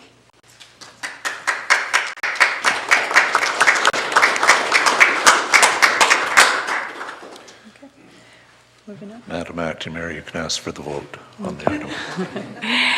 All in favor of, I don't have to say, all in favor? Okay, opposed? Carried. Thank you. Under Agenda Item 6.13, third line in Peoples Road intersection, a report of the design and construction engineers attached for the consideration of council. A motion by Councillors Fata and Myers. Resolved that the report of the design and construction engineer concerning third line in Peoples Road intersection be received as information. Councillor Bruni.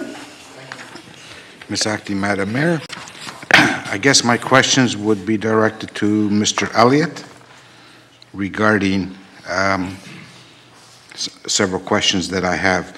I guess the study was the traffic signal and sign warrant were conducted on the intersection as per the Ontario Traffic Manual's book 5 and 12 procedures.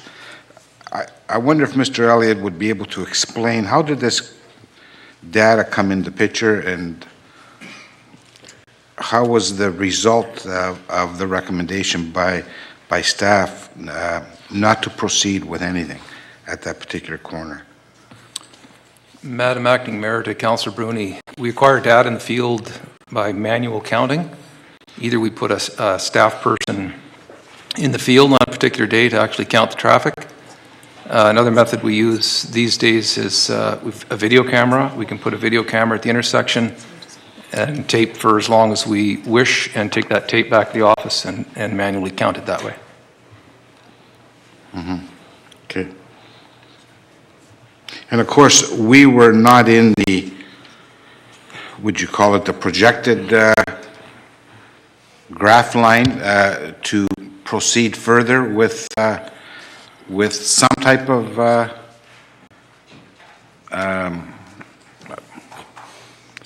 improvements for that particular corner? Madam Acting Mayor, to Councillor Bruni, that's correct. We did warrant calculations for an all-way stop and also for a signalized intersection, and the traffic volumes and the accident counts didn't meet those warrants in this case.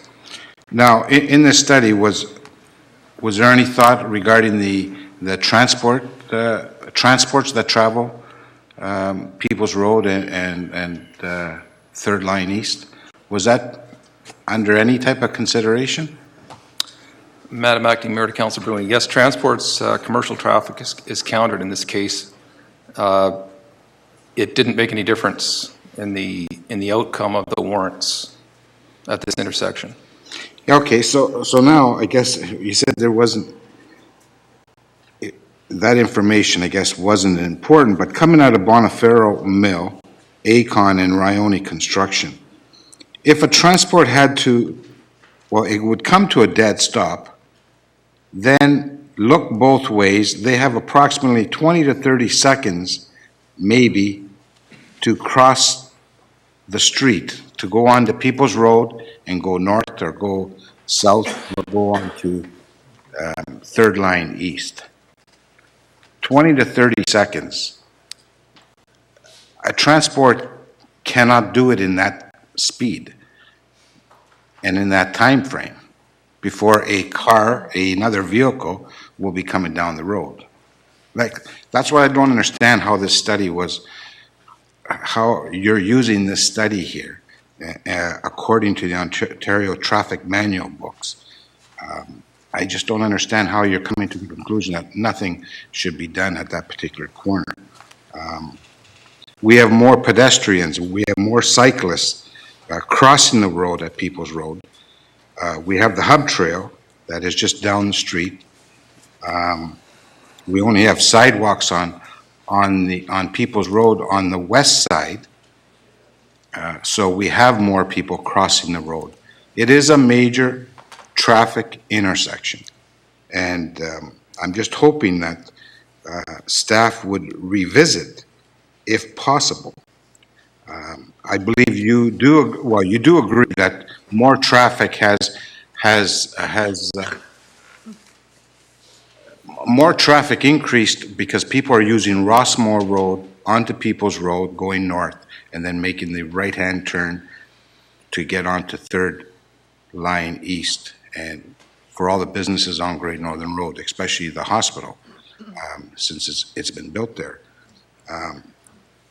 I personally believe that intersection was never ever designed for transports. We have two homeowners on Third Line, one on the north side, one on the south side. If you drive by there, you can see tire marks on their property, which is from transports making the turn. It hasn't been addressed over the 7 years that I'm aware of. So I'm asking staff if they can go back. And I guess, I'm sorry, Ms. Acting Mayor, I guess I'm making comments and asking several questions at the same time, but I'm asking staff to go back and review this again, that if there's something else that can be done, instead of coming back, which I expected that there was nothing going to be done about this corner, because according to the Ontario Traffic Manual book, we're in the perimeter of not improving.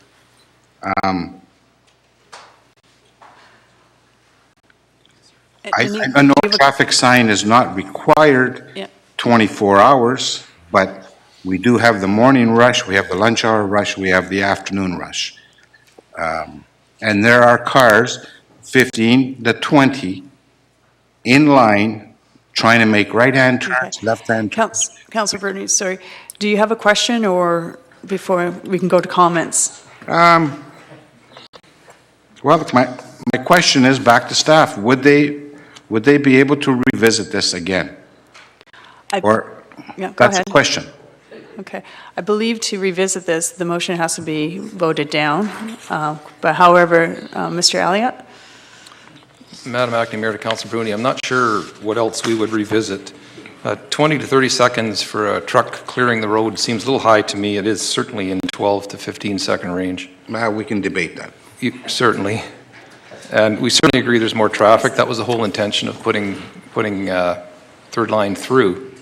There's additional traffic there. And wheel tracking is an interesting one. We find our experience has been it doesn't matter what radius you put to some extent on intersections. If we put a bigger radius for the curb, some trucks will likely go around the corners faster, and they'll jump the curb in any event. So we find keeping it a little tight the way it is, it's maneuverable, but there are going to be some vehicles, because of the speed they're traveling, their wheels will track over the curb. Okay. Any other questions, Councillor Bruni, on this? Otherwise, I'll just have a final comment. Okay. Just one moment for that. Councillor Christian, do you have a question on this? I have a couple questions. I've traveled that area quite a bit, and I understand that we can throw statistics at these issues and use statistics to prove a point, although I would argue that I've traveled that area and it's unique. My question is, when we do these studies, we're basing the decision on these statistics, which, through you to Mr. Elliott, they're designed for the whole of Ontario with major urban areas as their primary focus. Correct? Madam Acting Mayor to Councillor Christian, the Ontario Traffic Manual is designed for all of Ontario. It's usable in all of Ontario. If the volumes are there, I believe the warrants would apply to any intersection in Ontario. I think it's standardized right across.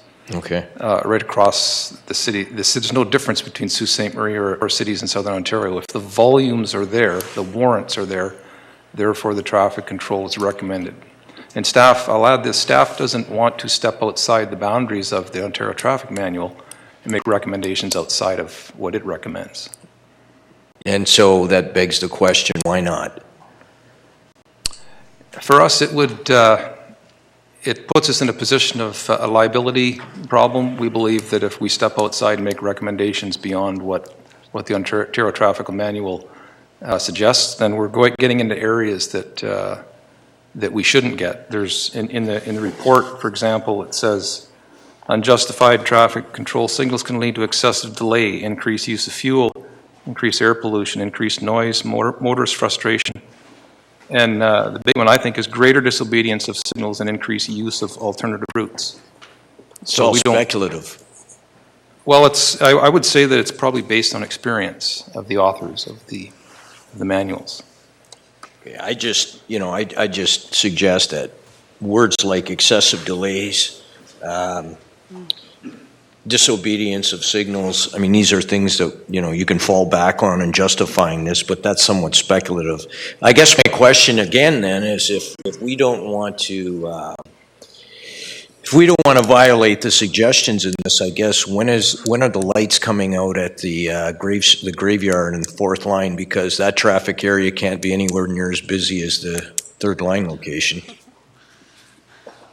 I mean, if we're going to follow traffic rules, I'm sure if we did a study at the corner of Peoples and where I think it's fourth line, I would assume that wouldn't qualify as a signalized area as well. Madam Acting Mayor, to Councillor Christian, I don't know the specifics of that intersection. We'd have to look at the traffic counts and see if what is there is still appropriate. I guess my question is how much. I will speculate that traffic, that signal, that intersection is far less busy than the one in question. So that means we're in violation of the traffic ordinances. So what do we do about it? I'm not moving for it, though. Councillor Christian, we're just focusing, as you know, on... Well, no, this is relevant because if the argument is that we don't want to be liable, then I'm arguing that we're liable. So where do we draw the line between... I just find it hard to believe that we can't look at this as a separate exception and look at it on its own merits and say that a light needs to go in there and not focus so much on the liability when clearly at fourth line we're probably going to be liable if we apply the same rules that you're saying we need to apply. Madam Acting Mayor, to Councillor Christian, we'd be happy to look at that intersection and see how it fits. I can tell you this evening, based on the data that we have, that the warrants are not met for the corner of People's Road and third line. Thank you. Any other questions, Council, on this? Any other, Councillor Fett, on this item? Please, thank you, Mr. Mayor. Mr. Elliott, I just want to make reference to a couple of locations, and I'm going to ask you to comment on why we have a four-way stop sign. And one is fourth line in Old Goulet Bay Road. Councillor Fata, the item that we're discussing is third line. Yeah, I'm just trying to make a relationship here between the request to consider a four-way stop sign here and examples of where we already have that, and some argument as to why we would have them and why not here as a possibility. Okay. You can move a motion after this item has been debated and voted on, if you would like to move a separate motion at that time. Okay. Okay. Let me just ask the question then. What is your opinion if we considered a four-way stop sign at this intersection, Mr. Elliott? Madam Acting Mayor, to Councillor Fata, we recommend against it. The thing about this intersection, again, just like Councillor Bruni said, traffic increased incredibly. It backs up. You got frustrated drivers. Councillor Fata, is there a question, or do you want to hold your comments until the comment portion? Well, I guess I'm just posing kind of a reaction to the comment that it's not warranted. And guess my comment to that is that maybe it is warranted and these are my reasons. And then I want him to comment on that. Okay. It sounds like you're moving to comment. If you can just hold on to your comments. Are there any other questions on this item before we move into comments? No? Okay, Councillor Bruni? Yes, and then we'll go back to Fata. Councillor Bruni? Thank you, Ms. Acting Mayor. I guess we have a problem, but according to the Ontario Traffic Manual, we do not. We removed the lights at the corner of Gore Street and Albert Street. Accidents occurred. Residents were concerned.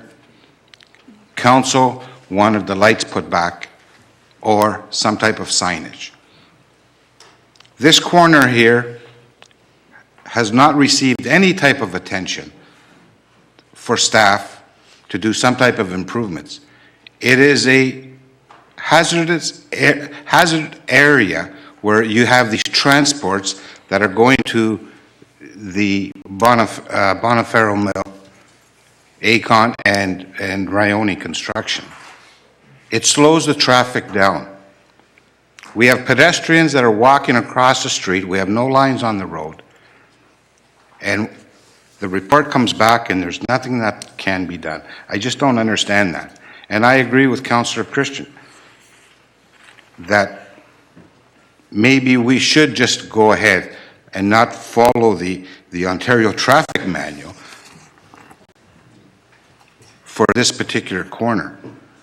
There's been 8 traffic accidents in 3 years, not 6, but apparently the 6 were geared to traffic. But there was 8 accidents there. And I'm just worried that it will be more dangerous for that corner because there's more vehicles passing through. It's a truck route. 4th line's a truck route, 3rd line east is a truck route, People's Road is a truck route. And then we get this report back after 6 months knowing that there wasn't going to be anything done. And I am speculating on that, but I knew that. There was nothing going to come back to improve that corner. And I've spoken to PWT. We've had meetings with the residents. We talked about the speed. We talked about snow removal. We're trying to take everything out to make that corner safe. And because of the Ontario Traffic Manual, it doesn't warrant anything. I'm just disappointed because we're not taking that extra step to try to have a safe environment, especially at that corner, for all the transports. Come 4:30, 5 o'clock, you have 20 to 30 cars in line. And I witnessed it. I went there. I waited. But it is what it is, I guess. Thank you. Thank you. Comments from Councillor Feta and then Councillor Shoemaker. Most of what I wanted to say, Councillor Bruni touched on very well. One thing that I think we have to stress here is that we're getting a request from a major employer who finds himself at that intersection. And he is certainly quite frustrated to see how things have continued on this intersection. And I would suggest it's only going to get worse. When you've got speed, when you've got backup, traffic backing up on 3rd line, you've got no place for someone that can cross the street safely to that, for example, the confectionery store that's right across the street.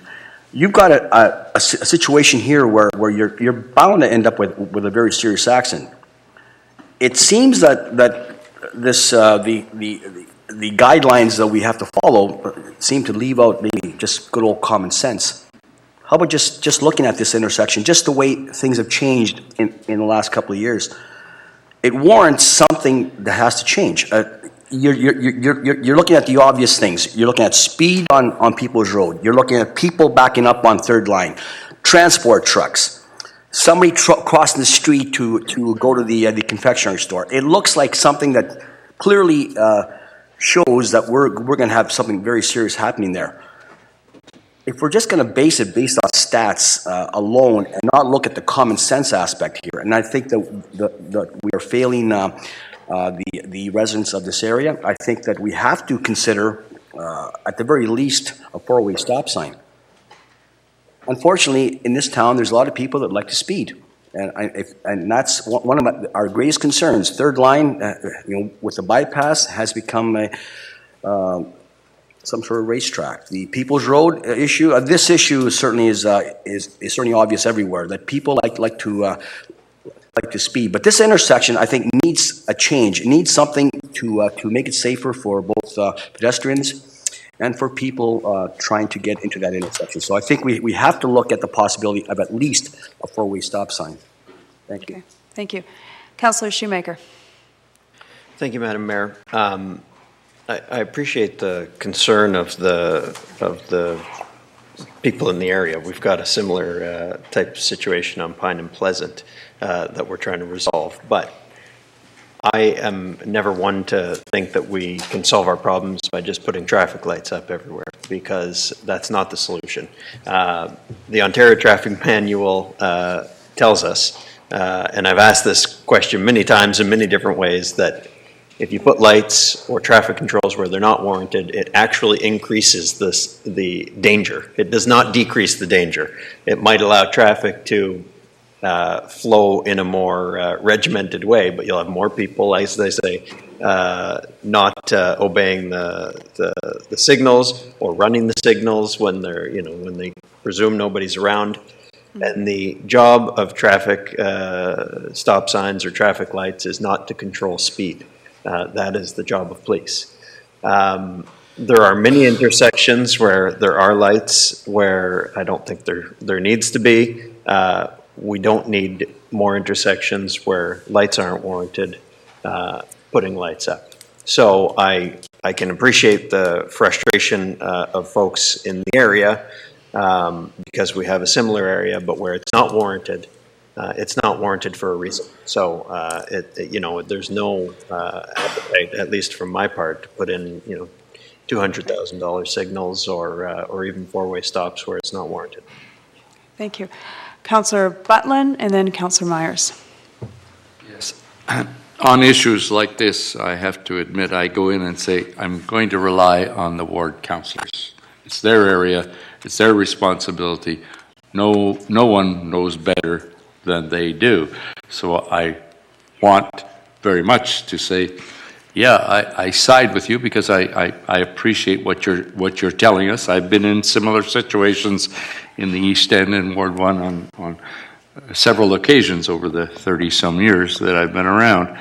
But I guess it's subjective, which they are basing their conclusions on, versus the objective. The stats say this, and I much prefer the subjective, but I guess I'm going backwards here and going to ask the question. This Ontario traffic, whatever it's called, guidelines, it's legal.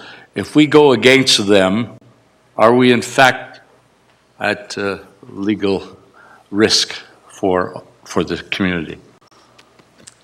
Through you, Madam Acting Mayor, to Councillor Butland, if you go against the Ontario regulations and the suggestions as to where traffic signals are warranted, that can be used in a civil case against the city, yes. I knew that would be the answer, and that's the unfortunate answer, and it's very difficult to go against that. And I say, it would appear the two councillors saying at least a four-way stop, or beyond that, the traffic lights. And I want to, but I'm very reluctant to support it. Thanks. Thank you. Councillor Myers. Thank you. I think Councillor Butland read my mind. He didn't read my notes because I didn't write them down. But that's exactly where I was going to go, except I was going to use the example, Madam Acting Mayor, that you and I both sat in this chamber and fought for. And that was at Wellington and Simpson, where there were already lights in existence, and we were told they aren't needed, they need to come out, that they aren't warranted. And we fought tooth and nail for that because of our residents and the people in the area who asked us to do so. Just as Councillor Butland said, I find this kind of issue very unfortunate that we all have to cast a vote on it, because I don't have the intimate knowledge of the area the way the ward councillors do, who have been interacting, of course, with the residents and businesses who have come to them for their intervention. So I have to fall back on what I did not want to fall back on myself in our own situation, and I think we would both agree it's been like a non-event. There has been absolutely no issue about the lights being removed at Wellington and Simpson, even though we sat here and tried to fight, arguably with our council mates here to support us. So the Ontario Traffic Manual does give a guideline. And is it cast in concrete? Is there any room for wiggling and going with what you feel is the on-the-ground truth from living there or traveling there? I would expect that there are those situations, but I have to also say that I have great respect for our staff and for our engineering team who look at this matter now in traffic. I used to be in Public Works, and I had great respect for them too, Mr. Jordan, but is now in the engineering area, and I do respect that the recommendation of staff is what's appropriate here. So I will be supporting that. Thank you, Madam Acting Mayor. Thank you, Councillor Myers. Any other comments at this time on this particular item? If not, I'd like to call the vote. City Clerk, if you'd like to read the motion, please. It's been read at the beginning of the item. Recorded vote. Councillor Bruni requested a recorded vote. Recorded vote has been requested. Councillor Turco. The resolution? Yeah. You read it already. Yes, it's accepting the report as information. It's just being accepted as information anyway. Councillor Fata? Yeah. Against. Councillor Christian? Against. Councillor Krampadich? For. Councillor Huppinen? Against. Councillor Grandinetti? For. Councillor Shoemaker? For. Councillor Nero? For.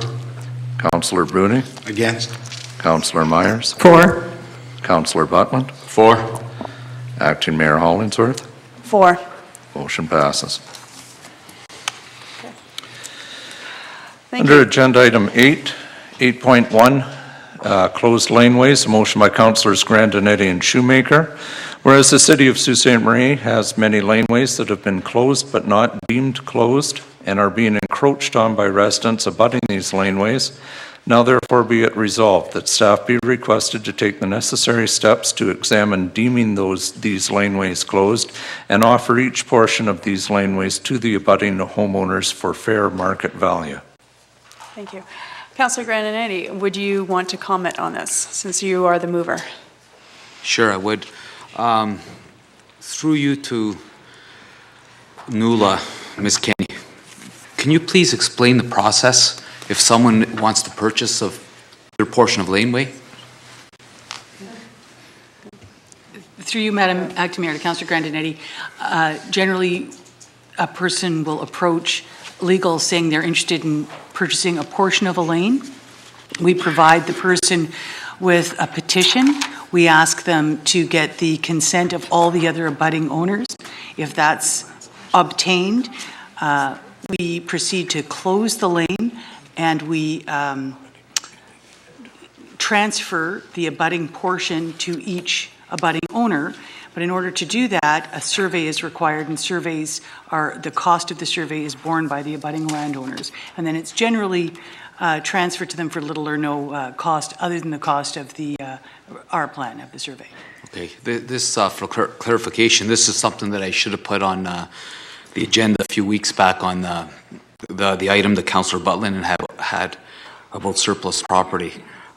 So now, through you to Ms. Kenny, so now somebody goes around for signatures, none of the neighbors will sign, even though he wants that portion of the laneway.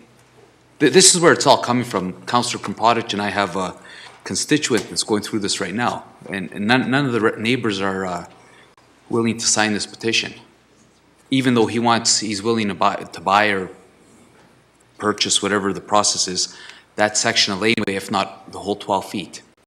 And they're all worried that their taxes are going to go up because he wants his portion. And in speaking to your staff, who have been very good with me and him, they will not deem this laneway closed until he gets every signature. No one is signing.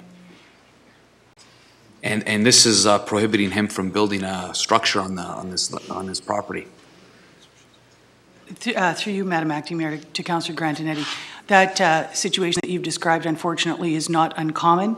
And if the legal department was staffed only by Henry Kissinger and his kin, we wouldn't be able to reach peace in many of those circumstances. That's all we'd be doing.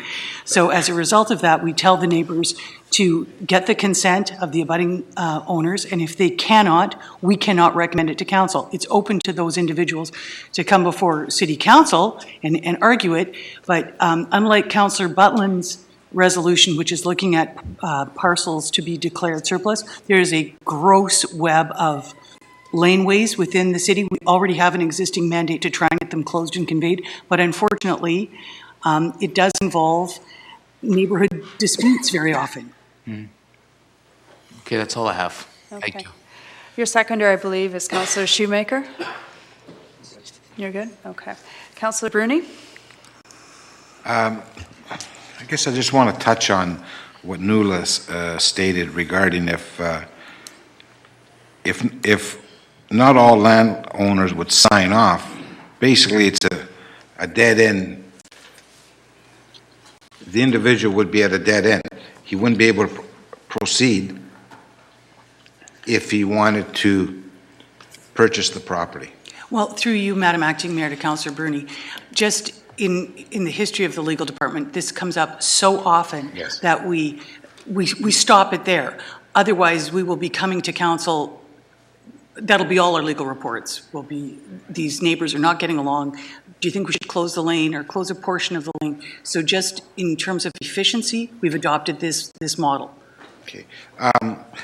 I guess maybe question to Mr. Grandinetti regarding this resolution. Is it for all laneways in the city for staff to review and to come back and report back to us which laneways are available to be sold off to the residents? Well, through you, Madam Acting Mayor, to Councillor Bruni, yes, I would like to see most of these laneways that are closed, that aren't deemed closed yet, because most everyone is using this portion of laneway. And now it becomes an issue if they have to own it, because now they're going to have to pay taxes on it. You see it everywhere. This happened a few years back in the West End as well. There was a gentleman who had his portion of laneway park-like shaped. He had a shed built on it, 1 or 2 feet on it, and I'm not going to get into who it was. A new neighbor moves in next door, and she stirs the pot. Well, you're not supposed to be using the laneway, your shed's on the laneway, and then he was forced to move it. There's no one better than this person to take care of this laneway, but because it wasn't his, he had to move that shed onto his property. But there's so many people that are using the city laneways that no one says anything about. And it's just this issue. Why can't, is where I'm going with this, is can't somebody wants a portion, why can't the city send a letter to the abutting neighbors, say so-and-so wants to buy this portion of laneway? Are we for it rather than having the purchaser go around? Because like I said, this gentleman here cannot get anyone to sign. It's a fear of property taxes going up, or like you said, legal issues arising from it. Through you, Madam Acting Mayor, to Councillor Grandinetti, certainly we can do that if that's the direction of council, but that is going to be a huge volume of staff time. If that's how you'd like our salaries earned, we can certainly do that. But it is extremely onerous because the neighbors generally don't get along. And also, while it seems relatively innocent, and the situation you described, I mean, I deal with that every second day in my work. But if you have a shed on city property and someone gets injured, we're responsible for that. If someone gets cut or someone falls or there's a crime, goodness forbid, if something like that happens, we're responsible for it. So I appreciate that there are people that have existing structures on city laneways. I can tell you that when it comes to our attention, we work hand in glove with the building to get them removed or to get the lane closed. Mm-hmm. That's all I have. Thank you. On my list, I have Councillor Bruni and then Councillor Myers and then Councillor Hodge. Thank you, Madam Mayor. Maybe when the report comes back to us, maybe there could be some options regarding if the homeowners can grandfather the pieces of property that butts onto their lot, and maybe somehow we can minimize some of the costs for the homeowners to purchase or the expense for the surveying of the property. clarification, Councillor Bruni, it's not asking for a report. I'm sorry? We're not asking for a report We're with not this. asking? No. What are we asking here then for then? Pardon? Just to do it? Yeah. City Clerk, confirm, we are asking, I believe, Councillor Granetti, your motion is to have the laneways closed or have the staff. Or even to examine which laneways we could close. Yeah, maybe a report. Since most of them aren't being used right now.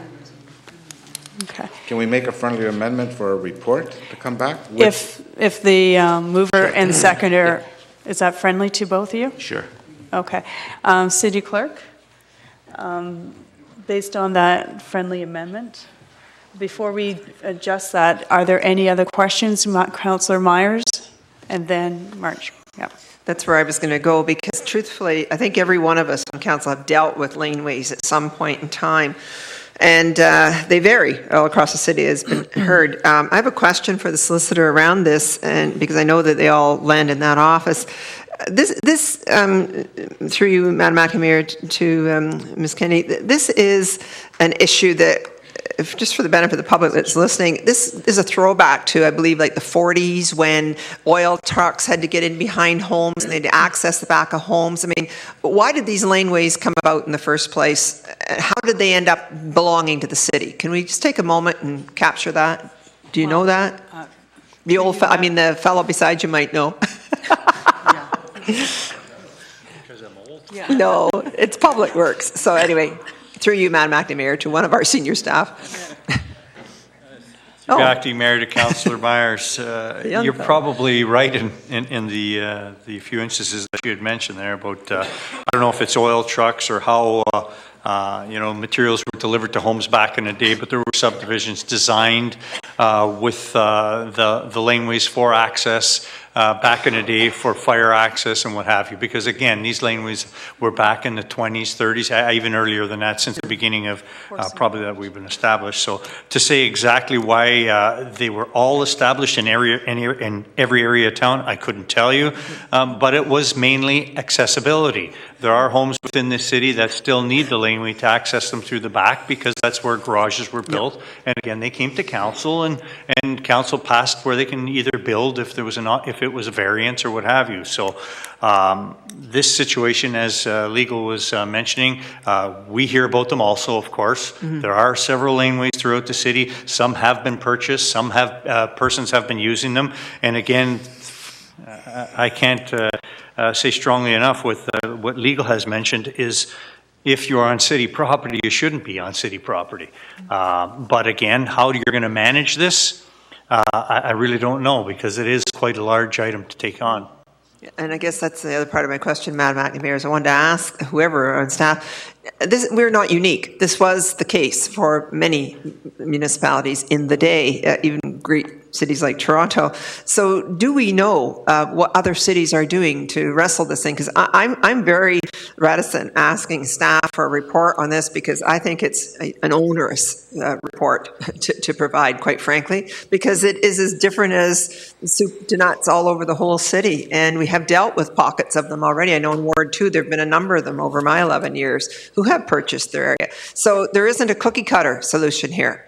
So it could be very, very time consuming. Do we know what other municipalities have done, or can we get some sort of best practice? Maybe there's something that we're missing here. Does anyone know? Through you, Madam Acting Mayor. Yeah. Through you, Madam Acting Mayor, to Councillor Myers, I can tell you that most city departments, and in particular legal, never does anything creative. Everything we do is plagiarized. If we're doing it, it's because another city is doing it. And this is the manner in which the lanes are closed and conveyed generally. And the mandate is not just for us, but for most municipalities, close them, get them conveyed, because they are a liability. And in our case, with budgetary constraints, maintenance is always a concern. Okay, so then my last question on this would be, perhaps to you still, would there be any value in us engaging, and I mean, we'd have to do this, I think, as a budget item with a separate, as a project, to engage the surveyor and to have them go through the municipality, find the areas where there's still property that could be conveyed, and just give it to the homeowners. Abut it, like draw a line down the middle, and part of it's going to this guy and part of it's going to that. And that we don't look to try and sell them at all. And why I'm saying that is it wise for us to look at resolving this once and for all by biting the bullet and doing this as a project that has a cost to it for the surveying, and then simply attach it to the homeowner's property. And yes, they'll pay some increased taxes, but it's not going to be massive. We're talking very small parcels here, folks. It's not like all of a sudden your lot's going to be doubled in size. But it may be that there's a value sufficient there. And if it's something the city just deems they're going to do, well, we do it. So is that an option to consider? Through you, Madam Acting Mayor, to Councillor Myers, it is an option, and it seems reasonable until you see the laneways that we're dealing with in Sault Ste. Marie. Yeah. They're not clean cut. The survey costs are really shockingly high, necessarily so. I mean, it's difficult work, but it's not generally a straight line. And then I'm always confounded by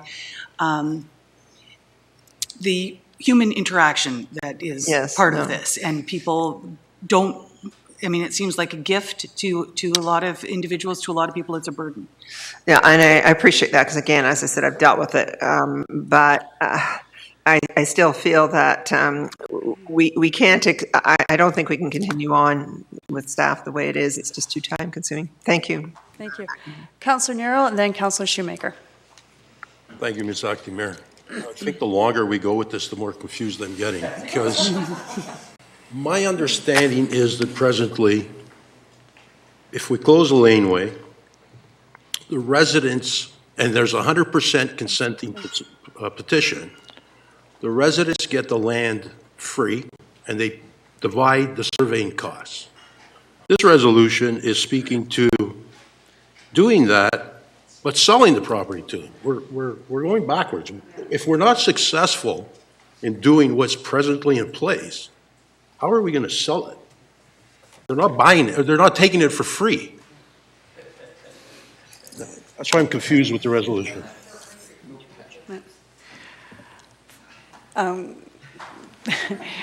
This resolution, there has been a lot of balancing back and forth in this resolution, and the councillor Gerardi has kind of added on friendly amendments. To answer your question in one moment, Councillor Shoemaker, you're next on the list and you're the seconder. Would you like to attempt to explain the position? Or do you two want a moment to have a chit chat? I have a question that maybe can resolve some of the confusion through you to the legal department. I don't mean to jump in line here, but I'm still looking for an answer. I'll try and get that. Would it be easier, or do you think it's doable to develop a policy that's, something along the lines of, if it abuts two people and that one neighbor doesn't agree, we're going to sell it to the neighbor that wants it. Or if it abuts four people, we're going to divide it four ways, but if three of them don't agree, we'll give the person who wants, is it possible to come up with a policy that says, here's how we're going to do it if we can't get consent? Through you, Madam Acting Mayor, to Councillor Shoemaker. In fact, that is the policy. So if it's simply that two neighbors don't get along and one person doesn't want it and one does, then we tell the dissenting person, we're going to offer the entire parcel to your abutting neighbor. What happens is you get a patchwork where people say, I want mine, I don't want mine, and it's just, it's a mess. And then you get other people saying, I don't want it closed at all. I really like it because I'm keeping my shed there.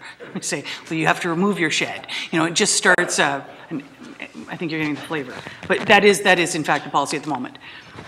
Because I think the difficulty everyone's having with it is you don't want the dissenting homeowner to sort of have a veto on the process. So I'm wondering if there's a way around that. Sounds like you're telling me sometimes, but not always. And through you, Madam Acting Mayor, to Councillor Shoemaker, I mean, it's not like we do this, with biblical rigidity. We certainly are, use discretion, and if there's ways we can work it out, we try to. But what we're seeing is a peppering of people dissenting and people wanting, or people saying, I want my parcel, and although I don't abut my neighbor down the laneway who doesn't want his, may I have his? And it just turns into a dog's breakfast. It really does. I'm happy to, consider other ideas and talk to my staff about it, but we've been at this. I was at this, the city solicitor before me was at this. We had a woman that was dedicated almost exclusively to lanes. They're contentious. Okay. Any other questions or comments? Questions? No, I don't think I answered Councillor Nero's question. I don't think you're going to be able to. But Councillor Nero? Thank you, Ms. Acting Mayor. What I wanted to add to that, too, was that, and I understand that, I think the resolution is geared towards, okay, there's some homeowners who don't want to buy it. Let's address the ones who do want to buy it. But I think, and I'm not sure if I heard this, but the issue of landlocking comes up where no one may buy a piece of laneway, and it still belongs to the city, but is now landlocked. If homeowners on both sides buy it, you can't get to that piece of property. Right. So I can't see how this could fly. Right. Do you have a comment on Councillor Bruni's? No? Okay. Any other questions on this particular item before? No? Okay. The city clerk has updated the motion and city clerk.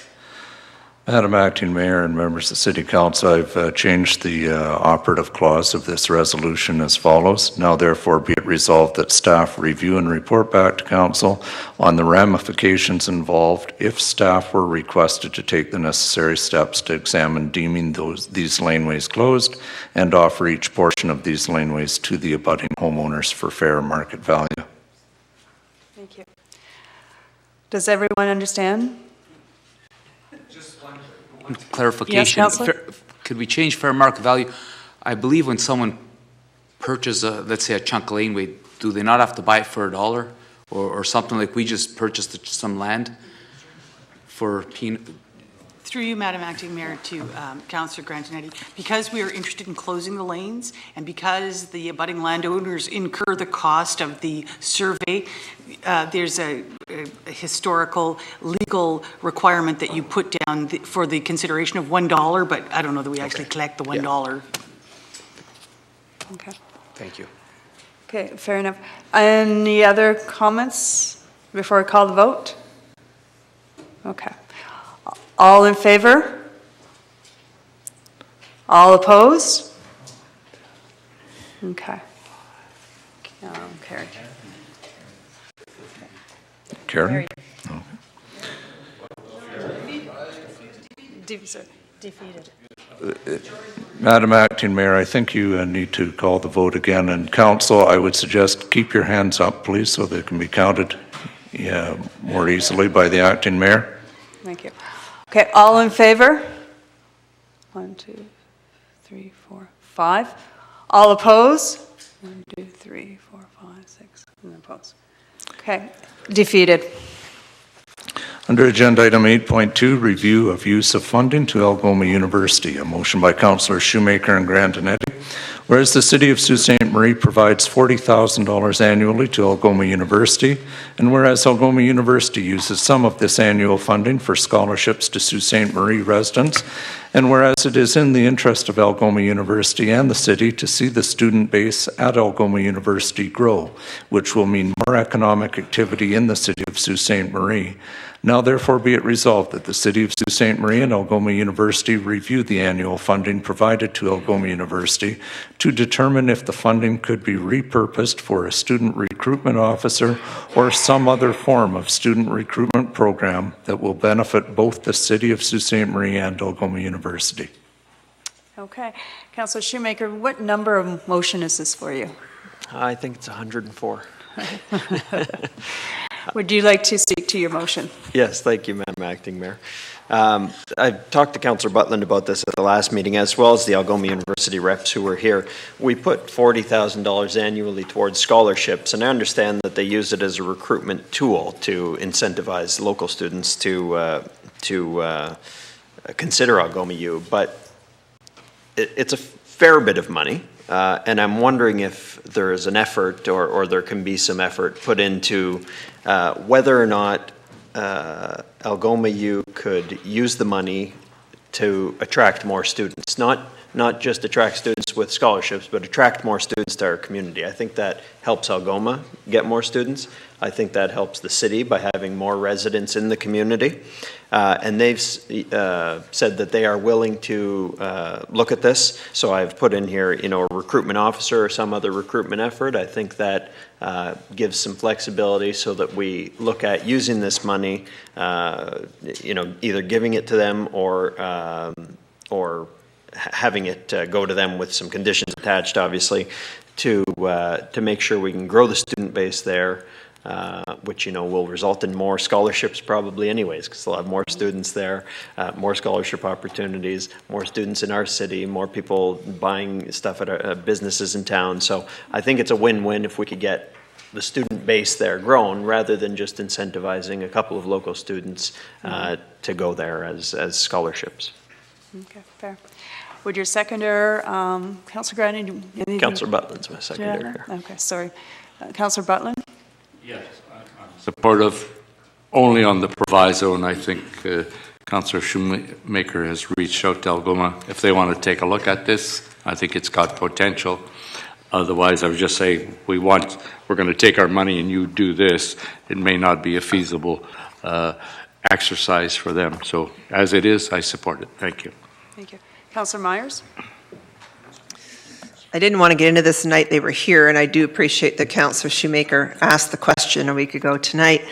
What were they going to say? I mean, we weren't going to argue with us that night. I mean, of course, $40,000 towards marketing is extremely helpful always. I have a real concern about it, though. It deviates from the original intent. The original intent by this council was to support an opportunity for our local students to go to our local university. I would like to see more information, which we haven't seen in any kind of report, as to how many local students are accessing the scholarship fund now. Because I do totally agree that if it's $40,000 annually and only $10,000, that's say, for example, is being accessed for scholarships, and there's a big reserve building up, that was not the intention. So before I could support this, I would really ask the mover and seconder if you'd consider getting some information back as part of your resolution to ask them to give us a report. We have no idea what we're turning away here. We have no idea whether we've got a number of people in our community who are depending upon this scholarship in order to get to university, which happens to be in their own hometown.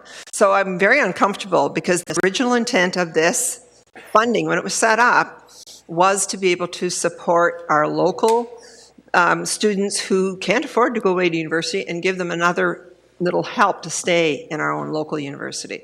So I am all for, of course, the marketing. Obviously, I'm all for. I get the economic, factor of it all. Of course, I do. But I'm very concerned about us taking away from what the original intent was. So I don't know if the mover and seconder have any comment about that, whether they feel we can get a report back that gives us a little more information before we make a decision. That's all. Okay. Councillor Shoemaker?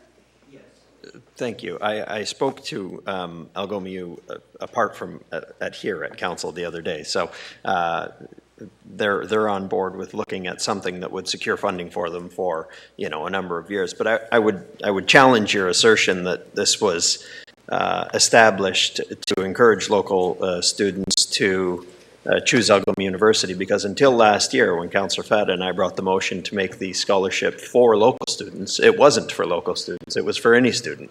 So it had been like that for a number of years, and it was only last year when Councillor Fata asked the question, was it realized that this money could go to anybody. It didn't have to be, it was Sault Ste. Marie taxpayers funding any student that went to Algoma U who fit the scholarship criteria, whether they were from Sault Ste. Marie or not. So I would say that only this year is it that it's going to specifically to local students. So I think Algoma U is open to looking at what they can use this funding for to attract more students.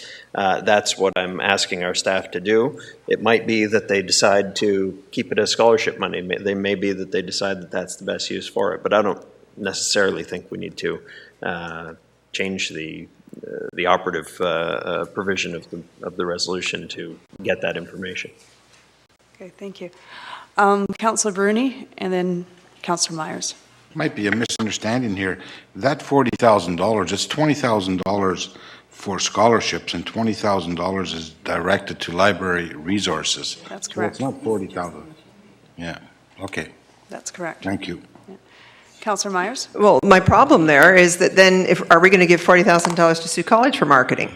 I mean, I want to hammer this point home. Yes, anyone could apply, but it was Sioux students that were applying for the scholarships. So, you know, I mean, yes, it could be anybody, but not too many people from, you know, Toronto were applying for a scholarship to go to Algoma University. No offense to Algoma. It was largely Sioux kids. So I'm still very adamant, and I will oppose this as it stands, because I feel that we don't have enough information to make this decision. And further, it was for scholarships and library, as you've pointed out, Councillor Bruni. Are we going to do the same for Sioux College now that we're opening it up into marketing? So that's why I have an issue with it. Thank you, Madam Acting Mayor. Thank you. Any other questions on this matter? Comments? No? Okay. At this time, I'd like to call the vote. All in favor? Okay, second, 7 in favor. All opposed? Okay. Looks like it's been carried. Under Agenda Item 8.3, Cash in lieu of Parkland, a motion by Councillors Shoemaker and Grandinetti. Whereas the city has many parks which require significant servicing on a yearly basis, and whereas in new subdivision proposals, a park is often created by the developer proposing said subdivision and deeded to the city once the subdivision is complete. And whereas such a process serves to increase the total number of parks in the city, but serves to decrease city funds available to service the total number of city parks, and whereas many city parks have no park equipment or playground equipment, and whereas in new subdivision developments, the city has the option of accepting cash in lieu of parkland from a developer rather than adding another park to the city's inventory of parks, and whereas where appropriate, the payment of cash in lieu of parkland could be used to service existing parks to a greater degree. Now therefore be it resolved that staff be requested to develop a policy regarding when they will recommend to City Council that a new park be included in a plan of subdivision, and when they will recommend that cash in lieu of parkland be accepted instead of a new park. Okay, thank you. Councillor Shoemaker, would you like to speak to your motion? Yes, thank you, Madam Acting Mayor. This came about probably a handful of meetings ago when we approved a new subdivision off of Queen Street. You know, in the time I've been here, and it's only been one term, but I think we've gone from somewhere in the range of 75 parks to about 80 parks in town. So that means that there's 5 more parks for staff to cut the grass at. It means there's 5 more parks for staff to plow the entrances of if there's winter activity going on there. It means there's 5 more parks where staff have to empty the garbages, rake the leaves, pick up garbage, any number of things that staff have to do at 5 more parks. But the option is there to say, well, we're not going to put a new park in this subdivision. We're going to accept a fee, which could go to service the existing parks. So it would mean better, of the 75 parks or 80 parks that we now have, mean better equipment, perhaps more playground activities, perhaps more courts for tennis or basketball or pickleball or whatever the case might be. So I think that we should look at this and say, you know, and I'll leave it up to staff to develop the policy itself, but if there's parks in and around the area where new subdivisions are proposed, maybe it is better to accept the funding from the developer than it is to put a new park in. So I think we should consider all our options and have a policy on when we'll consider which option. Okay, thank you. Any comments from your seconder? No? Okay. On my list, I have Councillor Myers and then followed by Councillor Butlin. You're up. Okay, through you, Madam Acting Mayor, to our Director of Planning, I believe, just for the benefit of perhaps us as well as the public, Mr. McConnell, whose choice is it as to whether or not the developer contributes the cash into the Parks Reserve or donates the land at present? Madam Acting Mayor, to Councillor Myers, The regulations for this are set out in Section 51 of the Planning Act concerning subdivisions. What it does is it calls for a 5% of the total amount of land to be donated in new subdivisions for parks. The alternative, and it is to the city's choice, is that we can accept cash rather than accept the property. We have been doing that as many of our subdivisions lately have been quite small. For larger subdivisions, we do review other parks in the area and then make a determination as to whether or not to take the parkland or cash. But that is the city's choice. So would it be fair to say that virtually what this resolution is asking is what you're already doing? My understanding of the resolution is what they're asking for is a recommended policy that we could adopt formally rather than look at, as we do now, each individual case. I would like to advise council, though, that when we do approve subdivisions, we come to council with a recommendation as to whether or not to take the land or whether or not to take the cash in lieu for each subdivision. Yeah, thank you. Through you, Madam Acting Mayor. And that's why I wanted to hear from our planning director. I think that again, I'm not batting 100 with Councillor Shoemaker tonight. I'm opposed to this because I think it's taking away from our own planning director or our planning department's recommendations, and we can't cookie cutter it. I think we need to look at them on an individual basis. And, you know, I'm also very reticent about green space. Not all of these parks, I know where I lived on Plane Tree Drive, my dad was a developer in that area. The park that was there was an unmaintained park. It was just green area, grass area. So they're not all maintained with a cost to them. They didn't even have a waste receptacle or anything. It was just a piece of, you know, undeveloped property. So, you know, they're not all with a cost. So I feel that we don't want to hamstring our staff further and that really we're already approaching this responsibly. Thank you, Madam Acting Mayor. Thank you. Councillor Butland? Yes, thanks. Madam Acting Mayor, question to Mr. McConnell. I don't know if you do have the answer for this one. The cash in lieu, should it be given to the city, and at times it is this, or the green space, one or t'other, is this not part of the new homeowners' cost of the house in that subdivision? Madam Acting Mayor, to Councillor Butland, all costs related to the subdivision are going to be ultimately borne by the homeowner, whether it's a fee paid to the city for cash in lieu of parkland, or whether it's that there's you know, one or two fewer houses being constructed because of the park space, or the cost of installing services and roadways. I mean, all of those costs do in fact end up as part of the homeowner's costs at the end of the day. So the natural follow-up is you're not going to get a green space or a park, and we're going to take the cash in lieu that is dedicated for that green space that you might have received, and we're going to pass it on to a slide or a swing set in somebody else's park. I don't think that would go down very well with the new subdivision homeowners. And the Councillor Myers indicated it's green space versus parks. We need, no doubt, and I think we're looking at that, to rededicate our parks. As we drive around the city all summer, and it's not just the summer, see how many young people are playing in the parks? Next to none. I never see them anyway. So we need to I think we're looking at that, and I don't think this is the way to get there. Thank you. Thank you. Any other questions on this item? Comments? Okay, call the vote. All in favor? Okay, 1, 2, 3.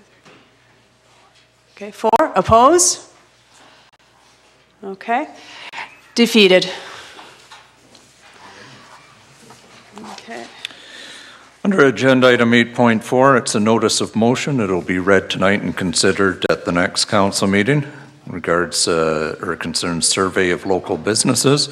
A motion by Councillors Christian and Butland, whereas the City of Sault Ste. Marie has embarked on the Future SSM initiative. And whereas this initiative will be a multifaceted project with a major focus on economic growth and diversification And whereas an integral part of developing and expanding the local economy will be to ensure the existing environment is one that is conducive to meeting those goals. And whereas the city, the EDC, and the Innovation Centre must play a pivotal role in this process by ensuring that their operations and services support a pro-business environment. And whereas a local economy that hopes to support future economic growth and diversification must provide excellence in service delivery to current businesses in the community. Now therefore be it resolved that Council direct appropriate city staff to collaborate with the EDC and the Innovation Centre to develop and conduct a survey of local business and business organizations to solicit their views on the level of service being provided by the city, the EDC, and the Innovation Centre, and to offer possible recommendations. And further be it resolved that staff report the findings of this survey to Council by April 2018 with any potential recommendations that will better support local business and bolster our efforts to grow the local economy. This brings us to section 11 of the agenda, bylaws. The following motion by Councillors Fata and Myers, resolve that all bylaws under item 11 of the agenda under date 2017-1106 be approved. All in favor? Opposed? Carried. Under section 13, closed session, a motion by Councillors Fata and Myers. Resolved that this council proceed into closed session for the purposes of educating the members of council in a council educational workshop, comprehensive risk assessments, and fire master plans. And further be it resolved that should said closed session be adjourned, that council may reconvene in closed session to continue to discuss the same matter without the need for a further authorizing resolution. All in favor? Opposed? Carried. And a motion by Councillors Bruni and Myers, resolved that this council shall now adjourn. All in favor? Opposed? Carried.